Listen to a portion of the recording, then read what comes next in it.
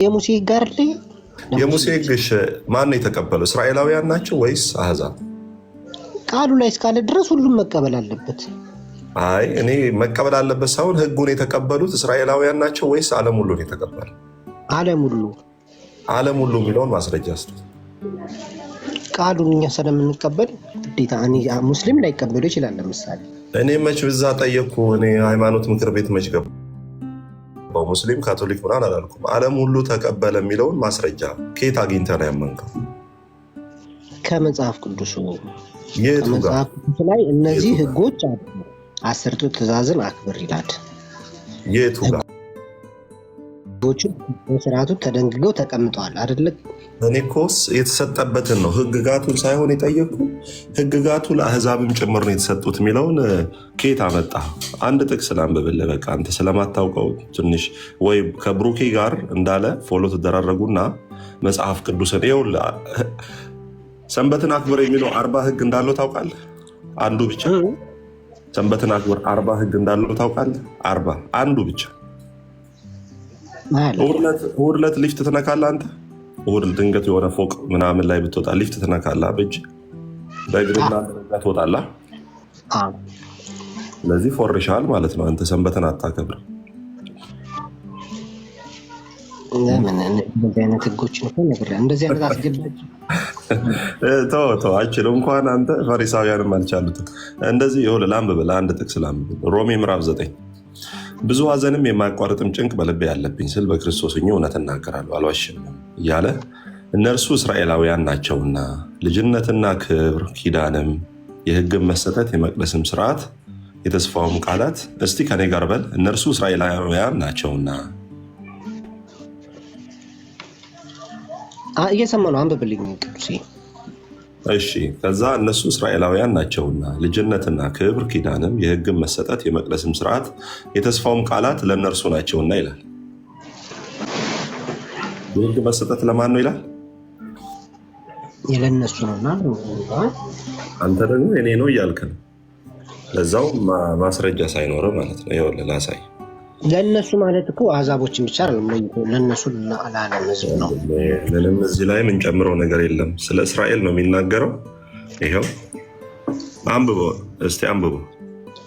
ይሄን አይታይም? ትንሽ ነው ይታያል። እውነት አይታይም ወይ? ሰፊው ላይ እንትና ኧረ ይታያል ወዳጅ። ቆይ በትልቁ ልሁን። ከእስሩም እስራኤላውያን ናቸውና። እሺ እሺ ምን ይላል? እነሱ እስራኤላዊ ናቸውና ልጅነትና ክብር ኪዳንም ለእነርሱ ናቸውና።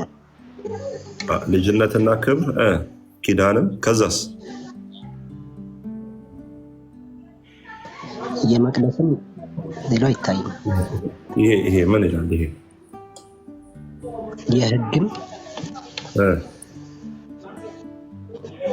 የህግም መሰጠት የመቅደስም ስርዓት የተስፋውም ቃላት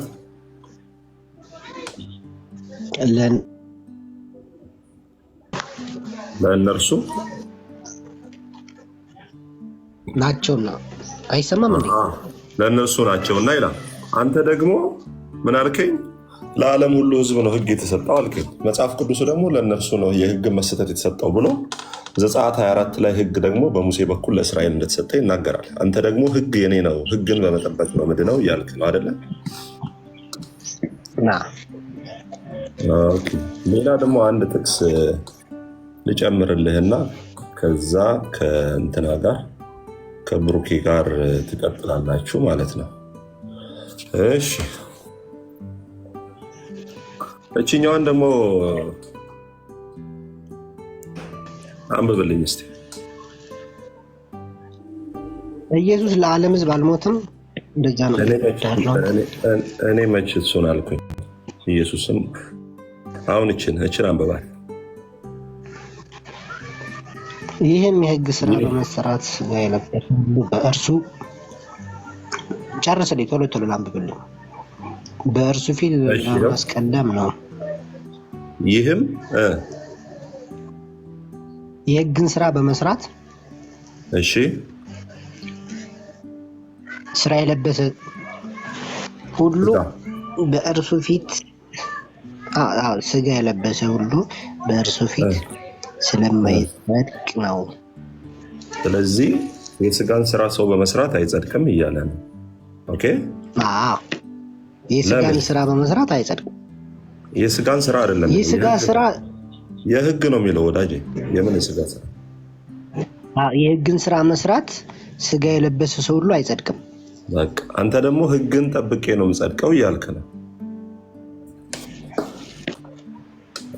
ሶስተኛ ጥያቄ ልጠይቀህ ነው፣ ወደ ብሩክ ላክ። ቢኒዬ ኃጢአት ሳትሰራ ትውላለህ? አትውልም። ኦኬ በማለት ተፈለጉት ያጠፋሉ አይደለም፣ ግን ከኔ ጋር እንድትወያይ አይደለም። እኔ ጥያቄ ብቻ ጠይቄ ከብሩክ ጋር ኃጢአት ማትሰራበት ቀን አለ? አለ። ኦኬ በሀሳብህም ጭምር ማለት ነው። ሀሳብህም ኃጢአት ማትሰራበት ቀን አለ? አለ እንዴ ስራዬ ላይ አተኩሬ ስውል ክፋትን ካላሰብ ቅንነት ካሰብ አልሰራም። ኦኬ እንደዛ ታዲያ ዘላለም እዚህ ምድር ላይ 70 ዓመት ብትኖር እንደዛው ትቀጥላለህ? ዛሬ ብታጠፋ ነገ ባታጠፋ ኃጢአት ሳትሰራ ዘላለም ዓለምን በዚህ ምድር ላይ ትኖራል? ግን ከሰራ በኋላ ንስሐን ገብተህ ተጸጽተህ። ስለዚህ የተማመንከው ስራህን ሳይሆን ንስሐውን ነው አይደለ? ንስሐ ትገባለህ። ስራ በነገር የድፍረት አውቀህም ሆነ ሳታውቀው የምትሰራው ስህተት አለ። እያወቅም ሳታውቅም በድፍረት ግን ከነዚህ መለሰው በንስሐ ነው። ኦኬ ስለዚህ አንተ በዘመነ ሁሉ ስለዚህ ኃጢአት የማትሰራበት ቀን የለም። የምትደክምበት ቀንም ሊኖር ይችላል፣ የምትበረታበትም ቀን ሊኖር ይችላል። ስለዚህ ዘላለም ዓለምህን በንጽህና ኃጢአት ሳትሰራ ዘላለም ዓለምህን አትኖርም፣ ድካም ስላለብህ ማለት ነው። ለዛ ነው የእግዚአብሔር ቃልም እንዲህ ይላል። እኛ ስላልቻልን መጽሐፍ ቅዱስ እችን ላንብብልህ ነው፣ ወደ ብሩክ ልላክልህ። አሁን ግን በሕግና በነቢያት የተመሰከረለት የእግዚአብሔር ጽድቅ ያለ ሕግ ተገልጧል። ያለ ምን ይላል? ያለ ሕግ። እርሱም ለሚያምኑ ሁሉ የሆነ በኢየሱስ ክርስቶስ በማመን የሚገኘው የእግዚአብሔር ጽድቅ ነው። ሁሉ ኃጢአትን ሰርተዋልና የእግዚአብሔርም ክብር ጎሏቸዋል። ሁሉም ኃጢአትን ሰርተዋል፣ የእግዚአብሔር ክብር ጎሏታል። እንኳን እኛ ኢሳያስን ጭምር ጽድቃችን የመርገም ጨርቅ ነው አሉ። መጽሐፍ ግን እንዲህ ይላል፣ በኢየሱስ ክርስቶስም በሆነው ቤዛነት በኩል እንዲያው በጸጋው ይጸድቃሉ። እርሱንም በእምነት እግዚአብሔር በእምነት የሚገኝ በደሙ የሆነ ማስተሰሪያ አድርጎ አቆመው እያለ እግዚአብሔር ቃል ይናገራል። ስለዚህ ወዳጄ ሰው ያለ ሕግ ስራ በእምነት እንዲጸድቅ እንቆጥራለንና ይላል። የመጨረሻ ይችን ብቻ ሌላ ጊዜ እንድታነበው አድርጌ ልጨርስ። ይችን ብቻ አንብብና እኔ ሚዩት ላድርግ ከብሩኬ ጋር፣ ከዛ ጨርሱ። ቢኒ ሰው ያለ በእምነት እንዲጸድቅ ስልኬ ሰበር ሳላለ ትንሽ ከፍ አድርግልኝ። ስክሪኑ ሰባራው ላይ ነች። እንደዚህ ነው ወይስ እንደዚህ ላድርገው? እሺ ሰው ስራ በእምነት እንዲጸድቅ ብሎ እንቆጥራለን። ሰው ያለ ሕግ ስራ በእምነት ይጸድቃል ማለት ነው አይደለ? በእምነት ይላል መጽሐፍ ቅዱስ ላይ ነው። መጽሐፍ ቅዱስ ነው ቢኒ። በኋላ እችን ሮሜ 3 ከ20 እስከ 31 ታነባለህ። አሳይመንት ልስጥ ብቻህን ቤት ማጥናት ከቻልክ ገብተህ ዝም ብለህ አነባለሁ። ስልኬ ላይ አለኝ እኮ ጊዜ ስርልኝ ተሰርማውን ጥቅሶችን እያንዳንዱ ሳገኝ ያነባቸው። ልንገርህ ብዬ ነው። ከብሩኬ ጋር ቀጥሉ። ብሩኬ ይቅርታ ጨርሻለሁ።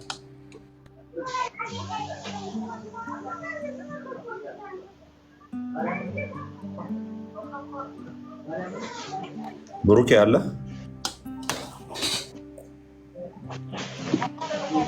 ብሩኬ የለም ማለት ነው።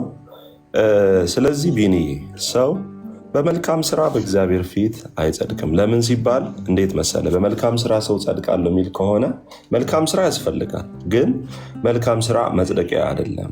ለምን ቢባል በምንም አይነት ሁኔታ የፈለገ መልካም ስራ ብንሰራ እግዚአብሔር ያለው አይነት ጽድቅ ሊኖረን አይችልም። እግዚአብሔር ደግሞ እርሱ ያለው አይነት ጽድቅ ማንም ሊኖረው ስላልቻለ ስለምንደክም፣ ኃጢአት ውስጥ ስለምንወድቅ ይሄንን ሰው በክርስቶስ ኢየሱስ አምኖ የእግዚአብሔርን ሕይወት ወይም የዘላለም ሕይወትን እንዲያገኝ እግዚአብሔር በልጁ በክርስቶስ ኢየሱስ በማመን የዘላለም ሕይወት እንዲኖረን እግዚአብሔር አድርጓል። ስለዚህ ቅድም እንዳልከው እኔ ልድክም እችላለሁ። ስለዚህ መተማመኛ ምን ላይ ነው? ንስሐው ላይ እንጂ ስራህ ላይ አይደለም። ስለዚህ እኔ የምተማመነው ንስሐው ላይ ነው። ንስሐ ደግሞ ሰኞ ዕለት ጠጥቶ ማክሰኞ ዕለት ይቅር በለኝ ማለት አይደለም። ሮብ ዕለት ደግሞ የሆነ ነገር አድርጎ ሐሙስ ዕለት ማድረግ አይደለም። ንስሐ የሚለው ግሪኩ ትርጉም ቼንጂንግ ዌይ ኦፍ ላይፍ ወይም ቼንጂንግ ፐርሰፕሽን፣ የአመለካከት የህይወት ለውጥ ወይም የመንገድ ለውጥ ማድረግ ማለት ነው። ስለዚህ መጽሐፍ ቅዱስ መማር ከፈለግ ብሩኬን ፎሎ አድርገው እኛንም ፎሎ አድርገንና የእግዚአብሔርን ቃል ያው ልብ ቅን ስለሆነ በደንብ ልንረዳ እንችላለን። ቤኒ ጌታ አንድ ጥያቄ፣ አንተ ትሳሳታለህ? አሁን ባለበት ዓለማዊ ህይወት ላይ ትሳሳታለህ? ለምሳሌ ምን አይነት ስህተት ትሳሳታለህ? ድንገት እሳሳታለሁ። ለምሳሌ የሆነ ቦታ ሳረፍድ እንዳይቀየም እንጂ አይ ታክሲ ቆይቶብኝ ነው ልል እችላለሁ። እንደዚህ አይነት ሰው ሊገጥመው የሚችለው ነገር የሆነ ነገር እሳሳታለሁ። ስለዚህ ተዋሻለህ ማለት ነው። ተዋሻለህ ሚስለነስ የሆነ እንደዚህ አቅጄበት ሆን ብዬ ሳይሆን ሰው ነኝ። ዞሮ አውቀህም በቃ ሰው ሊገጥመው የሚችለው ነገር ይገጥመኛል። ያ አውቀህም ሳታውቅም ሳሳት ትችላለህ። በድፍረትም ሆነ ባለማወቅ። ለምሳሌ በንዴት የሆነ ሰው ቢሰድብህ ሳታስበው ልትሳደብ ትችላለህ። ያ ስድብ ግን ኃጢአት ነው። ትክክል። መሳደብህ ኃጢአት ነው። መዋሸትህም ኃጢአት ነው። ትክክል። ስለዚህ ከነ ኃጢአትህ እንደዛ ተሳድበህ ብትሞትስ? አይታል። ለዛ እኮ ነው የምነግርህ። ከነ ኃጢአት ከነ ምን አንተ መልስ። ኦኬ፣ በደንብ ነው ምንድን ነው? እሺ ተው፣ ይሄን ተው፣ ትንሹን ስድቡንም ተው። ለምሳሌ እሺ ተው፣ ስድቡንም ችግር የለውም። በሆነ ሌላ እንደው ከበድ ያለ ነገር ይሆን አርገህ አላረግም። ከበድ ያለ ነገር አላረግም። እኔ ክርስቲያን አላረግም እኮ ትንሽም ሆነ ትልቅም ስድብም ኃጢአት ነው። የሆነ ከፍ ያለ ስድብም ትልቅ ምንድን ነው ለአንተ? እስኪ ንገረኝ። ትልቅ ምንድን ነው? ሁሉም ነገር ስህተት ነው። መሳደብም ስህተት ነው። አይ ትልቅ ምንድን ነው ለአንተ? ንገረኝ። ትልቅ ምንድን ነው? ብዙ ስህተቶች ልትሰራ ትችላለህ። ዓለማዊ እስከሆንክ ድረስ ብዙ ነገሮች ልታረግ። ዓለማዊ አይደለሁም እኔ። ዓለማዊ አይደለሁም እኔ። መንፈሳዊ ነው። ትሳደባለሁ አልከኝ እኮ። እዋሻለሁ አልከኝ። መንፈሳዊ አንተ ነህ። ድንገት ልትዋሽ ልትሳደብ ትችላለህ ያልከኝ አንተ ነህ። ኢፍ ስቴትመንት እኮ። አዎ ለምሳሌ አልክ ብለህ እንደዛ ትላለህ። ስለዚህ አሁን አንተ እኮ ያልከኝ አሁን የሆነ ቦታ ሄጄ ለማስመሰል ዋሻለሁ። ስለዚህ ዋሽተሃል። ለማስመሰል ዋሻለሁ ያልከው አንተ ነህ። እኔ ሊደክመኝ ይችላል። ድንገት እየሰማኸኝ ነው ቢኒ? ድንገት ሊደክመኝ ይችላል። ድንገት ልዋሽ እችላለሁ። ድንገት ልዋሽ እችላለሁ። በስጋ እስካለው ድረስ ድካም ውስጥ ልገኝ እችላለሁ። ከነ ድካም ብትሞትስ ንሳሳት ዘላለም ህይወት አለኝ። ገነት እንኳን ወደፊት አሁን ራሱ በእግዚአብሔር ህይወት ውስጥ ነው ያለሁት። ዘላለማዊ መዳኔን አላት። ውሸት ኃጢአት ነው። መሳደብም ኃጢአት ነው። መስረቅም ነው። ሁሉንም ያልከውን ውሸትም ምናምን። አዎ ከዛ ገጠመኝ ደከምኩኝ አይደለ? ለምሳሌ አንድ ጥያቄ ልጠይቅ። እሺ ቅዱስ፣ ለምሳሌ ምታን ተቀበላልና ቤት ውስጥ እናት የሆነ ነገር አስቀምጣለች፣ አልፈቀደችልህም። ያንን ብር አውጥተህ ተጠቀምክበት ያለ ፍቃድ። ስለዚህ ዛሬ አስበሃል ለመውሰድ?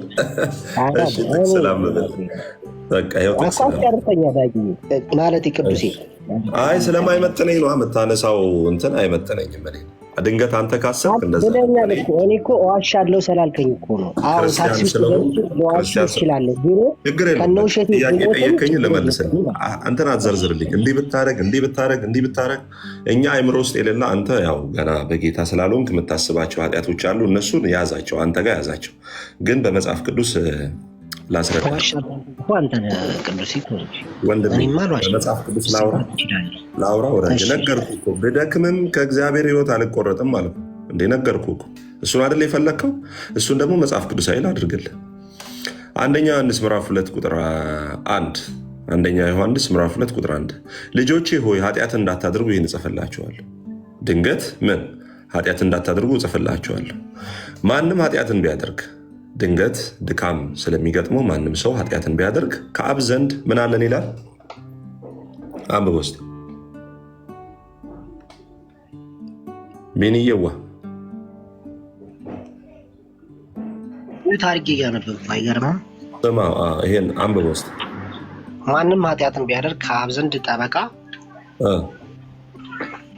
ከዛስ አለ በእርሱ ድንቅ የሆነ ኢየሱስ ክርስቶስ ነው አለ እርሱ ጻድቅ የሆነ ኢየሱስ ክርስቶስ ነው። ኃጢአትን ብናደርግ ድካም ውስጥ ብናገኝ ስለኛ ማን ጠበቃ አለ? እሺ እርሱም ጻድቅ የሆነ ኢየሱስ ክርስቶስ ማለት ነው። አዎ ጠበቃ ምንድን ነው ስራ? ጠበቃ ማማለድ አይደለም እኮ ጠበቃ ለአንተ እኔ መች ማማለድ መች ገባው ነው ምልጃ ውስጥ። ጠበቃ ምንድን ነው ስራው ነው ያልኩት። ጠበቃ መከራከር። በቃ ኃጢአትን ሳደርግ ድንገት ድካሙ ስገኝ ኢየሱስ ስለኔ ይታያል በእግዚአብሔር ዘንድ። ድንገት ኃጢአት ሰርቼ ህይወቴ ቢያልፍም ስለኔ ጠበቃ አለ። ወደ እግዚአብሔር ገነት እገባለሁ። ማን ነው የሚከራከርህ ለአንተ? ይሄው ጠበቃ ይላል እኮ እኔ አይደለሁም ያልኩት መጽሐፉ ነው ያለው። እኔ እኮ በአንተ በተረዳው መንገድ ለአንተ ማን ነው የሚከራከር? አንተ በተረዳው አስረዳኝ። በተረዳው ጠበቃ ምንድን ነው አልኩ እኮ። እሱ ጠበቃ ተከራካሪ ነው አልኩ። አንተ ደግሞ ጠበቃ ተከራካሪ ነው አለ። ምን ብዬ ልፍ? አንተ ጠበቃ ማን ነው? ቁልጭ ያለ ኢየሱስ። ይሄው ጠበቃ እርሱም ጻድቅ የሆነ ኢየሱስ ክርስቶስ ቤልና ምን እንደሚል ስማ። እርሱም የኃጢአታችን ማስተሰረያ ነው። አየቢኒ ደስ አይልም እኮ ገባኝ። እኔ እኮ ያልኩህ እሱን እኮ አለው እኮ አነባዋለሁ። አታውቅም ቢኒ ገና በህይወት ዘመን አንብባት። አሁን እያልኩህ ያለው በአንተ ጠበቃ የሚቆምልህ እሱ ማን ነው? ምን ብሎ ነው ጠበቃ የሚቆምልህ? ይኸው የኃጢአታችን ማስተሰሪያ ሆኖ ነው። ይኸው የኃጢአታችን ማስተሰሪያ ሆኖ ኃጢአትን ይቅር የሚል ማስተሰሪያ ሆኖ እርሱም አሁን እኔ ጠበቃ ስቆም እንደዚህ አላረገም ነው አይደለም የምለው። ቅዱሴ እኮ አልሰረቀም፣ ቅዱሴ እኮ አልዘረፈም ነው አይደለም የምለው ለዳኛው። ያማ ፍርድ አለ። ጠበቃው ለማን ነው? ከአብ ዘንድ ጠበቃ አለን ነው አይደለም የሚለው። ለእኛ ነው አይደል? ጥብቅና አለን ነው የሚለው። ከዛ ምን ይላል? ኃጢአትን ብታደርጉ ነው የሚለው። ኃጢአትን ቢያደርግ ድንገት ድካም ውስጥ ቢገኝ አልሰረቀም እንዲህ አላደረገም ሳይሆን እግዚአብሔር እንዲራራልን ምሕረቱ ወደኛ እንዲሆን ኢየሱስ ክርስቶስ ስለኛ ይታያል፣ ይማልድልናል ማለት እኮ። ጠበቃ ሲል እኔ ገባኝ። በቃ መጣልኝ አሁን ወደ ሀሳቡ። አንተም ይሄ ለማንሳት ፈልገህ ነው ይማልድልኛል፣ ያስታርቀኛል የምትለው ሀሳብ ማለት ነው። ከማን ነው የሚያስታርቅ? ጠበቃ ለአንተ ማን ነውና ከማን ፊት ቆሞ ነው ይቅር በለው ለእኔ የሚጸልይ? በአብ ቀኝ ስለኛ የተቀመጠው ኢየሱስ ክርስቶስ ይኸውና ወዳጄ፣ እንዴ ጻድቅ የሆነ ኢየሱስ ክርስቶስ ለማን ነው ለአንተ ጠበቃ የሚቆምልህ? በአብ ዘንድ ጠበቃ ያለው እርሱ ነው። በአብ ዘንድ ይሆን ባሳይ ማስረጃ። ይሄም ካላስኬደ እሱ ራሱ ማስረጃ እኮ ነው። ምን አልከኝ? ጠበቃ ይቆምልሃል ኢየሱስ ክርስቶስ ከአብ ዘንድ። ከዛስ የኃጢአቴ ማስተሰሪያ ይሆናል። ግልጽ እኮ ነው ወንድሜ። ይሄው ፊት ለፊት ላይ ያለው ፊት ለፊት ላይ ወዳጄ ቁልጭ ብሎ ይላል። ይኸውና ማንም ኃጢአትን ቢያደርግ ከአብ ዘንድ፣ ይኸው ከአብ ዘንድ እያለ አይደል? ከማን ዘንድ ነው ትለኛለህ? ከአብ ዘንድ እያለ እኮ አንተ ትርጓሜው እኮ ነው ልክ ያለው። ከአብ ዘንድ ጠበቃ ቆመልህ ማለት እሺ፣ ኢየሱስ ክርስቶስ ነው ያንተ ጠበቃ። ፈራጁስ ማን ነው? ከአብ ዘንድ ጠበቃ አለን። ማን ነው ከአብ ዘንድ የሚለው? አብ ምንድን ነው እዚህ ጋር? ከአብ ዘንድ ካለ ከአብ ዘንድ ካለ አብ ምንድን ነው እዚህ ጋር? እኔ እኮ እያልኩ ያለው አልገባም።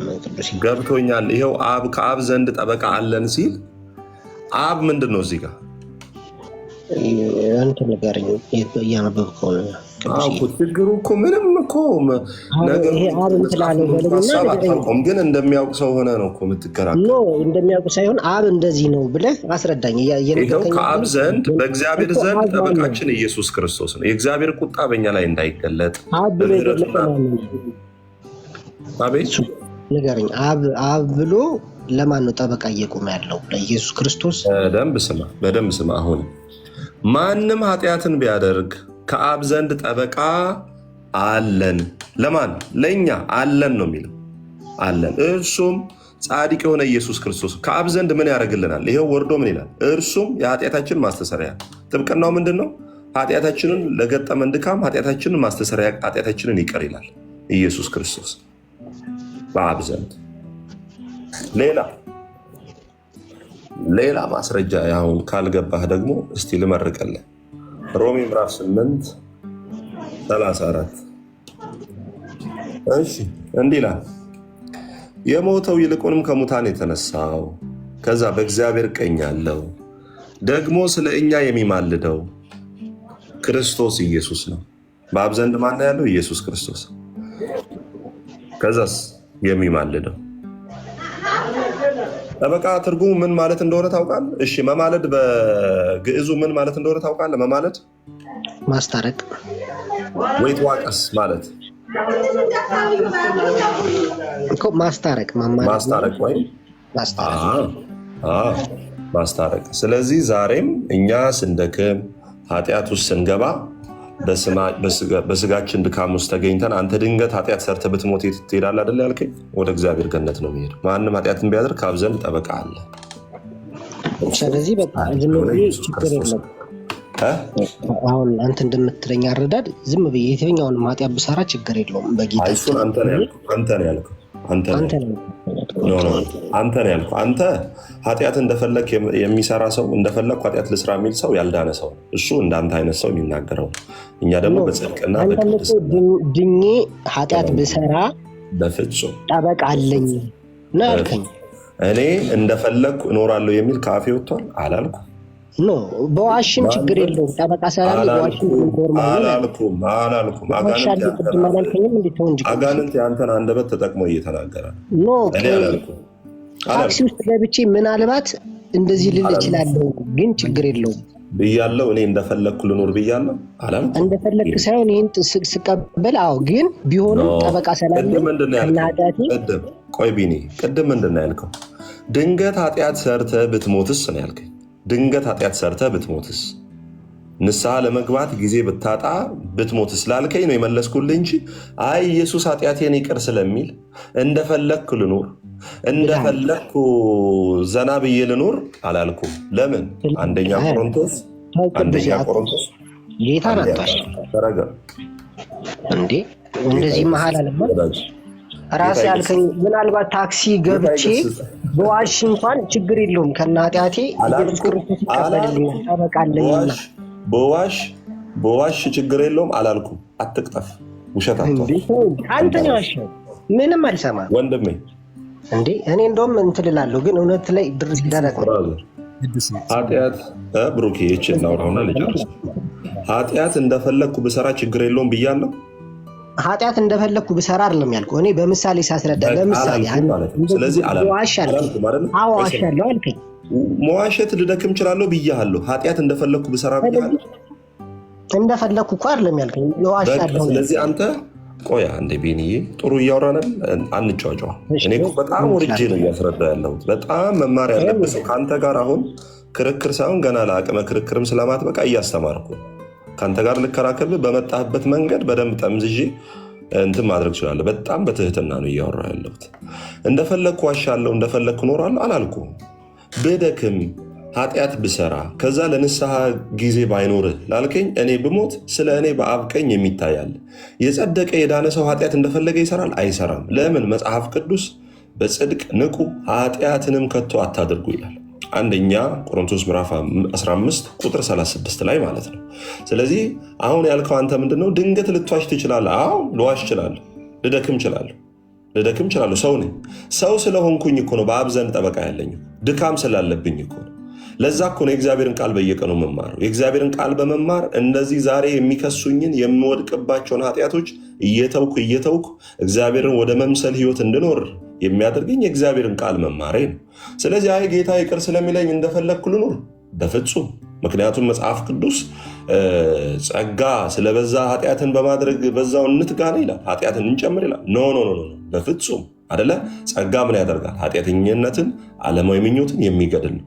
ቅድም የጠየቀውን ጥያቄ አስታውስ። ድካም ሊኖርብህ ይችላል። አዎ ድካም ይኖርብኛል፣ ሰው ነኝ። አሁን ከአንተ ጋር እያወራ ራሱ ልበሳጭ እችላለሁ። የሆነ ነገር ብትናገረኝ አንተም ልትበሳጭ ትችላለህ። በዚህ ሁሉ መካከል ግን ብትደክም ምንድን ነው ጋራንቲ ያልከኝ አይደል? በአብ ዘንድ ጠበቃ አለኝ። ስለ እኔ የሚታይ ስለ እኔ የእኔ ጽድቅ የእኔ ቅድስና የእኔ ወኪል ሆኖ በአብ ዘንድ ጠበቃ አለኝ። ማን ነው የሚለው? መጽሐፉ ነው የሚለው። እኔ ነኝ ያልኩት? አላልኩም። ስለዚህ ቅድም ያመጣሃት በጣም ከባድ ውሸት አለች። እሷ ምንድን ነው ያልከው? እንደፈለግኩ ኃጢአትን በቃ ልስራ ኢየሱስ ስላለ። በፍጹም የዳነ ሰው እንደፈለግኩ ኃጢአት ልስራ አይልም። ድንገት ብደክም ከድካሜ ሳት ብሎኝ ከእኔ አቅም በላይ እባክህ ስማ፣ ከእኔ አቅም በላይ ሆኖ ድንገት ሳት ብሎኝ የሆነ ነገር ባደርግ ስለ እኔ በአብ ዘንድ ጠበቃ አለኝ። ጌታ ምሕረቱን ዛሬም ያበዛልኛል፣ ነገም ያበዛልኝ። በድፍረትም ደግሞም በድካምም ለምሰራው ኃጢአት በአብ ዘንድ ኃጢአትን ቢያደርግ ይላል ከአብ ዘንድ ጠበቃ አለን፣ እርሱም ጻድቅ የሆነ ኢየሱስ ክርስቶስ ነው እንጂ እንደፈለግኩ ልኖር ብል ምን መጥቼ ከአንተ ጋር መንፈሳዊ ነገር አስወራኝ? እዚህ ጋር እጅ ጃምቦዬን እየገለበጥኩ ጫቴን እየቃምኩ ከሴት ጋር እንደፈለግኩ እየሆንኩ አልኖርም እንደ አሁን አንተን የምናስተምርህ እኮ ወደ ዘላለማዊ ሕይወት እንድትመጣ ወደ ኃጢአቶችን ሁሉ ትተህ በክርስቶስ ኢየሱስ አምነ የዘላለም ሕይወት እንዲኖርህ እንጂ እንደፈለግን የመኖር ሕይወት እሱን ድሮ ትተን አሁን እግዚአብሔርን በመምሰል ነው እየኖርን ያለ ነው። ኤኒዌይስ ብሩክዬ ሶሪ በጣም ከብሩክዬ ጋር ቀጥሉ። እሺ አንድ ደቂቃ። አይ ቅድም ያለ ማግባባት ነው። እኔ ውሸታም እንዳታረገኝ ምን አልኩ? አንተን ውሸታምን እንደዚህ እንደፈለግክ ልኑር ብዬ ሳይሆን በዛ ሰዓት ስገልጽልህ የነበረው አይ እንደዛ ከሆነማ አሁን እኔ እንደፈለግኩ ዝም ብዬ ኃጢአትን ብሰራ ችግር የለውም ነው ለማለት የፈለግኩት እንጂ አንተ እንደዚህ ብለኝ አይደለም። እኔ ብለኛል ያልኩህ ለምሳሌ ቢስ አስረዳ ልዋሽ እችላለሁ ታክሲ ውስጥ ምናምን ብለህ ስላስረዳኸኝ እሺ ከነሱ ከነ ኃጢአት ስል ነው ሌላ መንገድ ላይ ገባ ነው እንጂ እንደዚህ ብላ እናትን ትወዳታለህ? ከነሱ ክርክር አናንሳው። እሺ እናትን ትወዳታለህ? አዎ ቅዱስ እናትን በጣም ስለምትወደ ድንገት ስተት ስትሰራ ወር የሆነ ነገር ስታደርግ እናት ይቅር ስለምትል በቃ እናት ይቅር ስለምትለኝ እንደፈለግኩ ልሁን ትላለህ? ያው አትልም፣ ህሊና ይኖራል እንደዛ የሚገዛ ስለምትወዳት ማለት ነው። ስለምትወዳት እሷን የሚያስደስት እሷን ሰፈር ላይ የሚያስከብር ህይወት ትኖራል አይደለም? ጌታ ኢየሱስም ይቅር ስለሚለኝ ስለኔ አንዴ ልጨርስ። ጌታ ኢየሱስም ስለኔ ስለሞተ ስለኔ ኃጢአት በአብ ዘንድ ስለሚታይ ጌታ ኢየሱስ እኔን ከኃጢአት ለማውጣት በመስቀል ላይ ስለተሰቀለ አንተ ልክ እናትህን ይቅር ትለኛለች ብለህ እንደፈለግክ እንደማትኖር እኔም ኢየሱሴን እንደፈለግኩ አልኖርለትም። እንደፈለገ ነው ምኖርለት። እርሱን በማስደሰት ለእርሱ በሚገባ ህይወት ነው ምኖረው እንጂ እንደፈለግኩ አልኖርም። አሁን ገባ? ገብቶኛል እኮ እያልኩ ሀሳቡ። በቃ ከገባ ከብሩኬ ጋር ቀጥሉ። በቃ ብሩኬን ስላቋረጥኩኝ በጣም ይቅርታ። ብሩኬ አለ?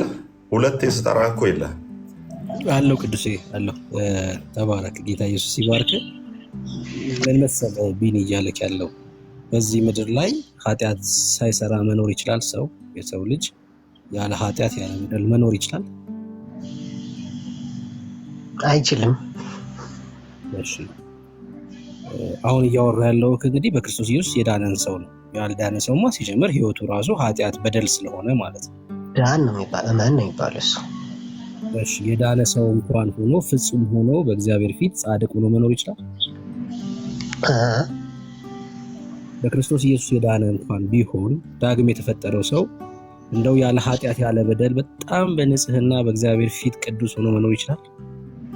አይችልም። ያ ማለት ማንም ወደ ገነት አይገባም ማለት ነው። እንደዛ ከሆነ አይደል? ንስሐውን ካልተቀበለ ስጋውን ይበላል ዘላለም ብሎ ጌታ ሞቷል፣ ግን ማንም ሰው ወደ ገነት አይገባም ማለት ነው። እንደዛ በስራ ነው እንትን የሚል መስራት አለብህ። አንተ ከሞተልህ በኋላ የሚጠበቅብህ ነገር አለ፣ ምግባር። ያው ምግባር ያስፈልጋል አያስፈልግም ሳይሆን አሁን አንተ ምን አልከኝ መሰለህ? ሰው ያለ በደል መኖር አይችልም አልከኝ አይደል? ሰውንና ደካማ ነህ፣ ልትሳሳት ትችላለህ። ያ ማለት ሰው ተደከመ ተሳሳተ ማለት ደግሞ ገነት ባዶ ናት ማለት ነው። ግን ንስሐ የገቡ ልጆች ደግሞ ገነት የሚገባው ሰውስ ጻድቃን ስንቱ እኮ ንስሐ ገብተው ተጸጽቶ ጸጸት ነው ንስሐ። ሌላ ነገር እኮ አይደለም ንስሐ መግባት ማለት ንስሐ ማለት የህይወት ለውጥ ማለት ኃጢአትን በድያለሁና ይቅር በለኝ ተጸጽቻለሁ። ስለዚህ ስለተጸጸት ቢኒ ንስሐ ማለት እኮ የህይወት ለውጥ ማድረግ ማለት ነው። ለምሳሌ ጠዋት ንስሐ ገብተህ ማታ እየሰከርክ ጠዋት ንስሐ እየገባ ማታ እየዘሞትክ ትኖራለህ ማለት አይደለም። ንስሐ ማለት እሱ አይደለም። ንስሐ ማለት የህይወት ለውጥ ማድረግ ማለት ነው። ሰው የህይወት ለውጥ እንኳን አድርጎ እኮ ይደክማል። አየህ የህይወት ለውጥ እንኳን አድርጎ ከጌታ ጋር እየሄደም እኮ ይደክማል።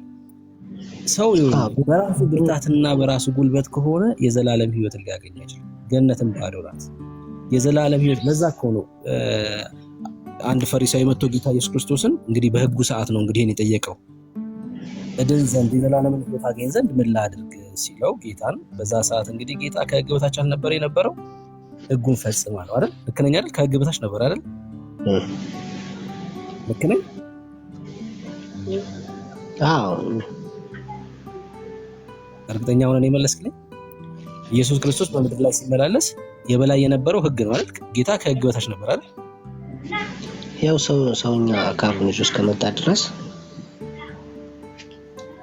ሰውኛ አካሉን ይዞ ስለመጣ ሳይሆን የሚፈጸም ህግ ስለነበረ የዘመኑ ፍጻሜ በደረሰ ጊዜ ከህግ በታች ከሴትም የተወለደው ልጁን ላከ አይደል የሚለው እግዚአብሔር። ከህግ በታች ስለነበር ጌታችን ኢየሱስ ክርስቶስ ምን አለ መሰለ የዘላለም ህይወት ማግኘት የሚፈልግ አንድ ፈሪሳዊ መጥቶ ሲጠይቀው ይኸው ህጉን ፈጽም አለው ጌታ። ለምን? ህጉ ስለሆነ የበላይ የነበረው ህጉን ፈጽም ሲለው አይ እነዚህንማ ከልጅነቴ ስፈጽም የኖርኩ ሰው ነኝ አለ ሰውየው አይደል። ከዛ ደግሞ ያለን ሽጥና ተከተለኝ አለው። ከዛ እሱም ማድረግ አልቻለም፣ ወደ ኋላ ተመለሰ። ከዛ ምን እንዳሉት ታውቃለህ? ሐዋርያቶቹ ምን ብሎ እንደጠየቁት እንግዲያስ ማን ሊድን ይችላል ብሎ ጠየቁት። ቆንጆ ጥያቄ ነው የጠየቁት ኢየሱስን ማለት ነው። ለሰው የማይቻል ለእግዚአብሔር ይቻላል። ሳየ የዘላለም ህይወት በሰው የሚሰራ አይደለም፣ በሰዎች የሚሰራ ሳይሆን በጌታ የተሰራውን በመቀበል የሚገኝ የዘላለም ህይወት። አሁን ጌታን ሄደ እድን ዘንድ ምን ላድርግ ብለህ ብትጠይቀው ህጉን እያሳየ ህጉን ፈጽም አይልህም፣ ሊልህ አይችልም። ህጉን ፈጽም አይልህም። ለምን? ህጉ አሁን የበታች ሆኗል። ያኔ ጌታ በምድር ላይ በሚመላለስበት ሰዓት ህጉ ነበር የበላይ የነበረው። አሁን ጌታችን ህጉን ፈጸመው በመስቀል ላይ ተፈጸመ አለና ህግ ከታች ሆነ። አሁን ከላይ ያለው ምን መሰለህ? ጸጋ ነው። አሁን ጌታ ጋር ሄደ እድን ዘንድ ምን ላድርግ ብትለው የዘላለም ህይወት እንዲኖረኝ ምን ላድርግ ብትለው ጸጋውን ነው የሚያሳይክ፣ የሚጠቁምክ ወደ ጸጋው ነው። በጸጋው ላይ ተደገፍ ነው የሚልክ። አየህ ጸጋውን ነው የሚጠቁምህ። ህግም አሁን ከኛ በታች ነው ያለው። አየህ ህግ ሞግዚት ነበረ። አንድ ጥቅስ ላንብብል ምናልባት ከጠቀመ። ቅድም በጣም ብዙ ጥቅሶችን ቅዱስ የሰጥቶ ነበረ። ከጠቀመ አንድ ጥቅስ ብቻ ላንብብል ህግ ማለት ምን እንደሆነ እንድትረዳው ማለት ነው። ይኸውልህ ገላትያ መጽሐፍ ምዕራፍ 3 እንደዚህ ይላል። ህግ ማለት ሞግዚት ነው። ህግ ምን አልኩክ ቢኒ?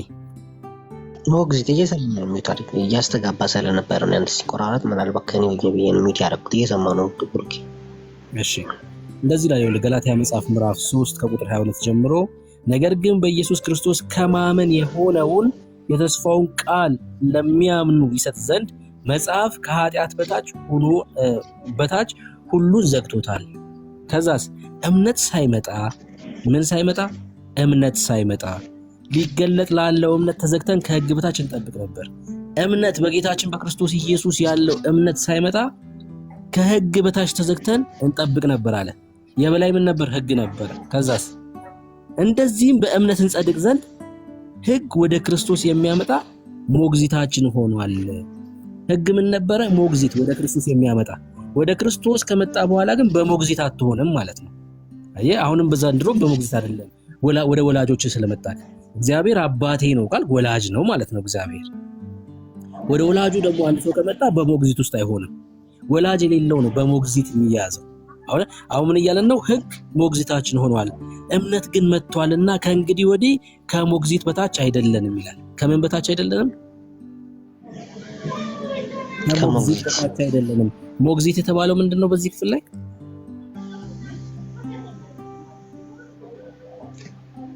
ያው ህጉን ለማለት ፈልገው ነው። አዎ አትፍራ፣ በቃ ህጉን ነው እያለ ያለው። ጌታችን ኢየሱስ ክርስቶስ ፈጽሞት እኛን ከህግ ባርነት ነፃ አወጣ። ከሞግዚት በታች አይደላችሁም ይላል የእግዚአብሔር ቃል። ከህጉ በላይ ያለ ነው። እኛን የሚገዛን ጸጋው ነው። ከኛ በላይ ያለው ጸጋ ነው። ህግን ማረገጥ ነው። ሰው ከህግ በታች ከሆነ የዘላለም ህይወትን ሊያገኝ አይችልም። ህግ ማጽደቅ አይደለም። በነገራችን ላይ ህግ እንድንጸድቅበት የተሰጠ አይደለም። ህግ ኃጢአትን የሚገልጽ ነው። ይኸውልህ ለምሳሌ አትስረቅ የሚል ህግ ባይኖር መስረቅ ኃጢአት ይሆን ነበረ? አይሆን።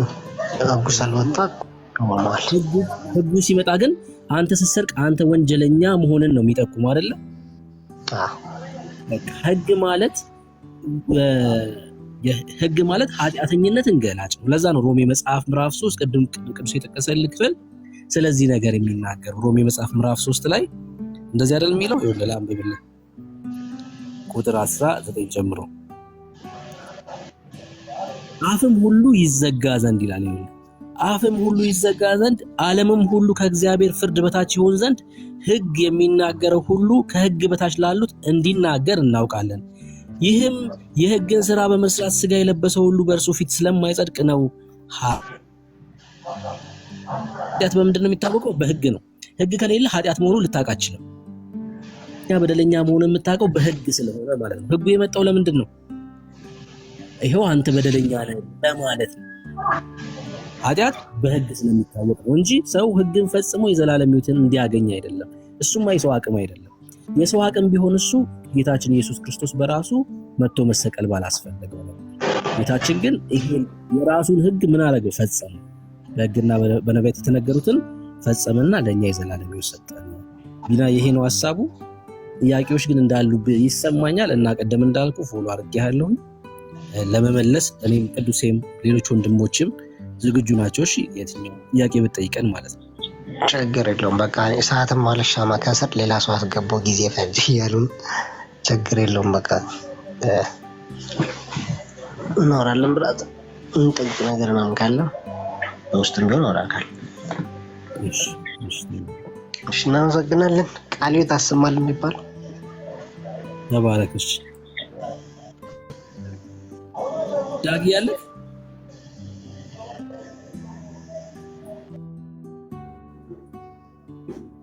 ዳጊሻ። እሺ ረሱ። አቤት አቤት ወንድሜ ብሩክ እንኳን ደህና መጣችሁ። እንኳን ቆያችሁኝ። ከየት ቤተ እምነት ነው? ኦርቶዶክስ። መልካም። ገድላት ለድህነት አይሆንም ወይ የሚል ርዕስ ነው ርዕሳችን። አይቼዋለሁ። ምን ትላለህ? አይሆንም በታምር። እኔ እውነቱን ነው የምናገረው። አይሆንም። የአቡነ እንትን ለእኔ ምንም አይጠቅምኝም። አንድ የተሰቀለልኝ ክርስቶስ ነው። እዚህ ጋር ሁላችሁም ይቅርታና አባቴ ትሆናላችሁ። በእድሜም ትንሽ ልጅ ነኝ እና ካላስቸገርኳችሁ በስነ ስርዓት ዳጊም አለ ዳኒም አለ መጽሐፍ ቅዱስ የሚያስተምረኝ ሰው እፈልጋለሁ። አንድ መመሪያ መጽሐፍ ቅዱስ ከሆነ መጽሐፍ ቅዱስን ብቻ ነው መማር የምፈልገው እና ፕሊዝ ብታስተምሩኝ ደስ ይለኛል። ብሩኬም ካላስቸገርኳችሁ ማለት ነው። ኧረ ደስ እያለ የምን ማስቸገር ነው? የተጠራ ነው እናገለግል ነው። ኤርሚም ሲያስተምር ብዙ ጊዜ ይከታተሏሉ እና ብዙ ነፍስ እየዳነ እንደሆነ አውቃለሁ። ገድላት እና እንዲህ ተብለው ተለጥፈው ያሉ ብዙ ነገሮች አሉ። አሁን እየመጡ ነው። አሁን ከዚህ አባት ቀጥሎ እየመጡ ነው። ማርያም ደሟን አፍስሳልኛለች የሚል ምናምን እወዳታለሁ፣ ግን ለእኔ ክርስቶስ ብቻ ነው የሞተልኝ በሚለው ነው ማለት ነው። አዎ በጣም በሚገርም ሁኔታ ማርያምን በጣም የሚወዳት ሰው ምን ማድረግ መሰለ ያለብህ? ረሱ በጌታ በክርስቶስ ማመን ያለበት። ለምን መሰለ? ማርያም የት ነው ያለችው? በገነት አይደል? ማርያም ያለችው በገነት ነው አይደል?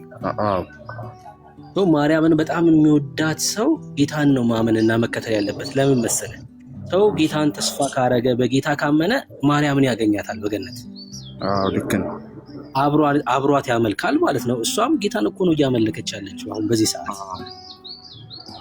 በዚህ ሰዓት ሰው ማርያምን በጣም የሚወዳት ሰው ምን እንደው ማድረግ ያለበት? ጌታን ነው መከተል ያለበት። ጌታ ማርያምን በገነት ያገኛታል፣ አብሯት ያመልካል ማለት ነው። በጣም እኔም ደስ እያለኝ ነው። እኔም ቃል መጽሐፍ ቅዱስ በጣም መማር በጣም ፈልጋለሁ። ግን በቃ እንግዲህ እንደሚታወቀው ነው ድርብ ነገር አለ። በጣም ይህን ይግለጥ እግዚአብሔር እላለሁ። ፍቃድ የሚያስተምረኝ ሰው ቢኖር እኔ በጣም ደስ ይለኛል። ልቤ ቀን ነው ለመማር። የት ነው የምትኖረው? እኔ አዲስ አበባ። እሺ ቸርች ሂደህ ታውቃለህ? ቸርች ሂደህ ታውቃለህ? ያ ቸርች የፕሮቴስታንት አንድ ቀን ምናምን ይቻላል። አንድ ቀን ይላል። እሺ የት አካባቢ ይሰፋል? እዚህ ወደ መብራት። እሺ ቁጥርን ጻፍልኝና በውስጥ ከዛ በኋላ እንዳልኩን እንማማራለን። ከዛም ደግሞ ህብረት እንድታረግ እናረጋለን ማለት ነው። እሺ ፎሎ ባክ ለመልሰልኝና እሺ አመሰግናለሁ። ተባረክሽ ተባረክሽ። ጻፍልኝ ቁጥር እንዳትረሳ። እሺ አሁን ደውልልሃለሁ። እሺ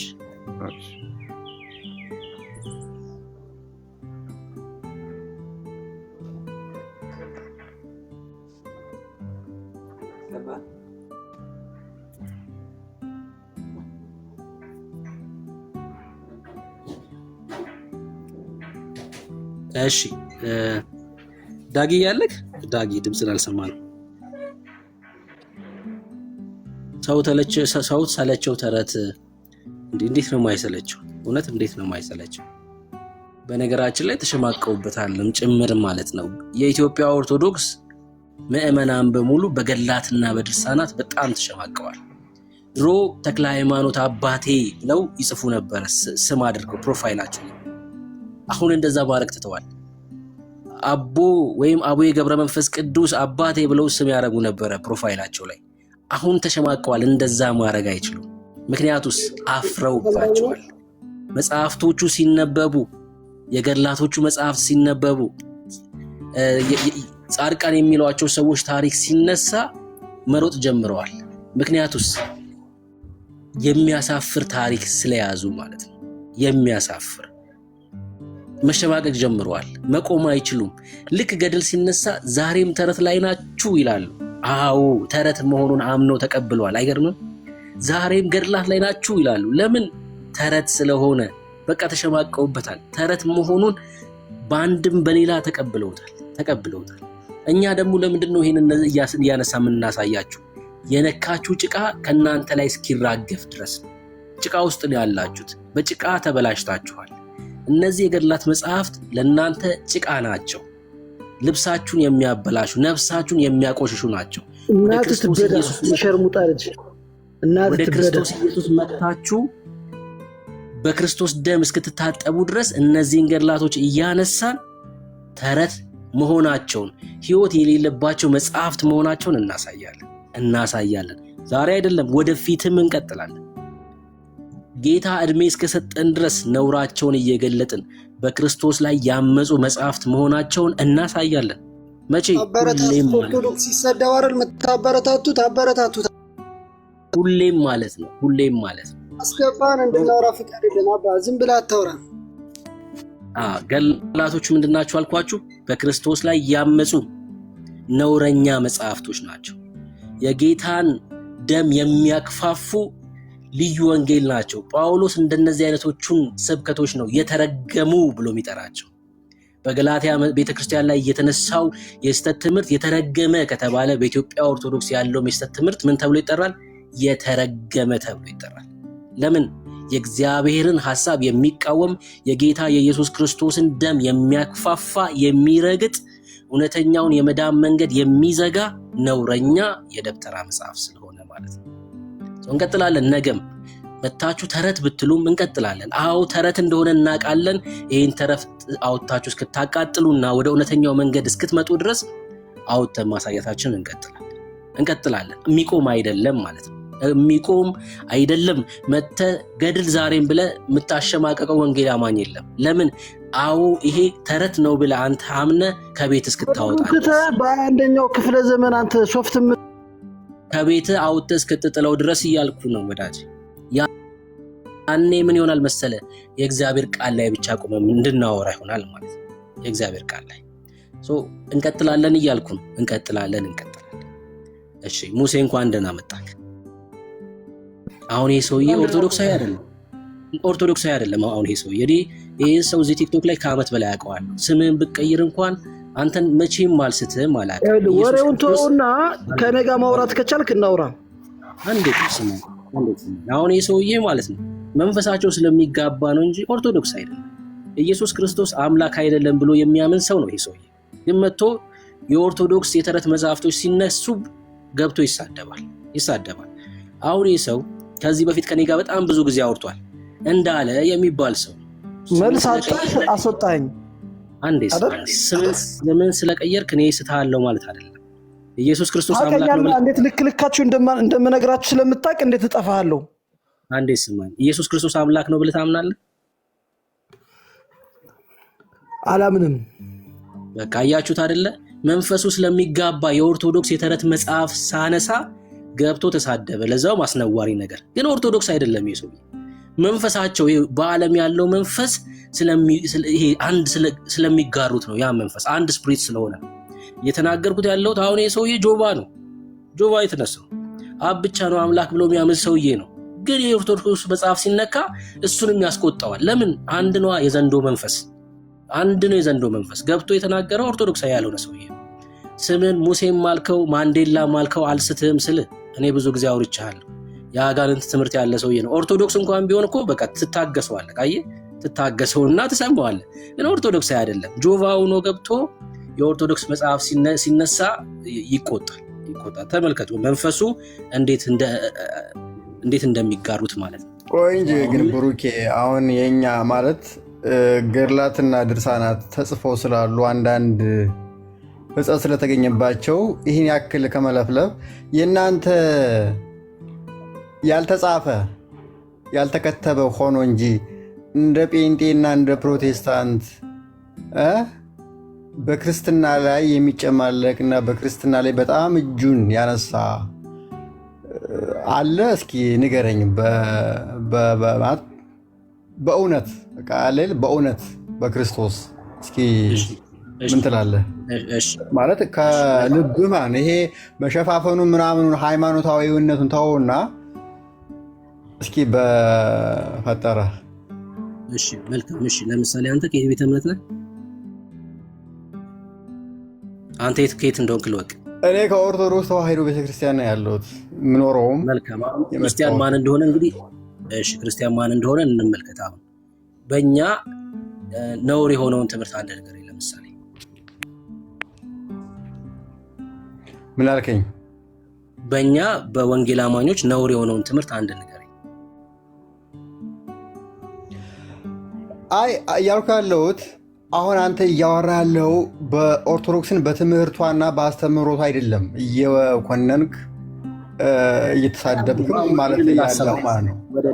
ወደ ሌላ ሀሳብ ሳትሄድ በእናንተ ቤት ያለ ነውር የሆነ ትምህርት እያለ ስላልክ እስኪ አንዱን ንገረኝ። ለምሳሌ ይሄ ነውር የሆነ ትምህርት ነው ብለህ አንዱን ንገረኝ። በእኛ ምን ሁሉ አብዛኛው ምንም አይነት እንትን ስታቲስቲክስ አለ እንትን ፖይንት እንትን ነምበር ቁጥር ባልሰጠው እንኳን አብዛኛው ከግማሽ መጽሐፍ ቅዱሳዊ ልምምዶች ናቸው የምታደርጉት ሁሉ እኮ። አንዱን ንገረኝ አልኩህ። ከዚህ ከአብዛኞቹ አንዱን ብቻ ንገረኝ። ይሄ ልምምዳቸው የሚለው አንዱን ንገረኝ። አሁን እኮ ምስል ነጥዬ ሰፓሬትሊ ነገሮችን አንድ ብዬ የምነግርህ ሳይሆን አክቹዋሊ በአዳራሽ ውስጥ የምታደርጉት ልምምድ መጽሐፍ ቅዱሳዊ ነው እያልኩ ነው። የቱ አንዱን ንገረኝ። ይህ መጽሐፍ ቅዱሳዊ ከሆኑ ልምምዶች ውስጥ አንዱ ይሄ ልምምዳችሁ ትክክል አይደለም ብለን ንገረኝ። እንዴ ይኸው ከፈቀድኩልህ እኔም እንድቃወም ከአንተ ጋር። ኦልራይት። እሺ ለምሳሌ የአምልኮ ስርዓቶቻችሁ፣ የጸሎት ስርዓቶቻችሁ፣ የህብረት ስርዓቶቻችሁ ከመጽሐፍ ቅዱሳዊ አንጻር ሲታይ ይህ መጽሐፍ ቅዱሳዊ ብቻ ሳይሆን አይደነው ማለት ዓለማዊ ላይ እንኳን ሊሰራ የማይችሉ ነገሮች እናያለን፣ እንሰማለን። ጸሎት አልክ፣ ሶሪ ይቅርታ፣ ነጥለን እንድናያቸው እኮ ነው። አሁን የአምልኮ ስርዓታችሁ አልክና ጸሎት አልክ። ምን ሆኖሽ? አሁን ጸሎታችንን ነው ስንዘምር ነው የትኛውን ነው? አሁን ትክክል አይደለም እያልክ ያለው? የነገርኩህ እኮ ነው ቡርኬ። አሁን እኮ የተማርን አይደለ ማለት አምልኮ ምንድን ነው? አሁን አምልኮ እናውቃለን። ሰው በህብረት ሲያመልክ ያለውን ልምምድ ታውቃለህ። መካከል ስንዘምር ነው ትክክል ያለውን ነው እንደ ቃሉ ወይስ ስንጸልይ ነው? የትኛውን ነው? ከሁለት አንዱ እናውራ እያለ አንድ እኮ ነው ማለት አምልኮ ማለት ጸሎት አንዱ የአምልኮ ስርዓት አካል አይደል እንዴ? ጸሎትሽ ጸሎታችን ከመጽሐፍ ቅዱስ የወጣ መሆኑን አሳየኝሽ። ወደ ማርያም ስለማንጸልይ ነው፣ ጊዮርጊስ ስለማንል ነው፣ ተክለ ሃይማኖት አርሴማ በርሶማ ስለማንል ነው። የትኛው ጸሎት ስርዓታችን ነው ትክክል ያልሆነው? ንገረኝ። ማነብለት አለ ከነሱ መዝገበ ጸሎት። አሁን ይህን ልክ እንዴት እንደሚያደርግልኝ አሳየዋለሁ። ቀጥል። ይኸውልህ ምን መሰለህ ጸሎት ላይ ማለት ለምሳሌ ምን አይነት ነው ማለት መንፈስ ነው አይዶ ነው ማለት የትኛው መንፈስ እንኳን መለየት እስኪያቅት ድረስ ማለት አሁን እኮ እንትኑ እኮ ነው ማለት በቃላት ልገልጽልህ እስከማልችል ድረስ ነው። አክቹዋሊ ያዛል ያለውን ነገር ልምምድ ነው የምነግርህ። በቃ አይደለ ዝላይ ነው ስንዘምር ወሬቨር መዝሙርን በለው ጸሎትን በለው ወሬቨር የሆነ ስም ስጣው ችግር የለውም። ዘላልን ባደል አሁን ምን መሰለህ አንዴ በቃ ስማኝ። አሁን ይሄ የአምልኮ ስርዓት ነው አይደል? ስለ አምልኮ ስርዓት ነው እና ስትዘምሩ ዘለላችሁ እና ወንበር ሰበራችሁ አይደል እያልከን ያለው? ወንበር ሰበራችሁ፣ ዘለላችሁ፣ አዳራሹም እንደው በጩኸት ተሞላ።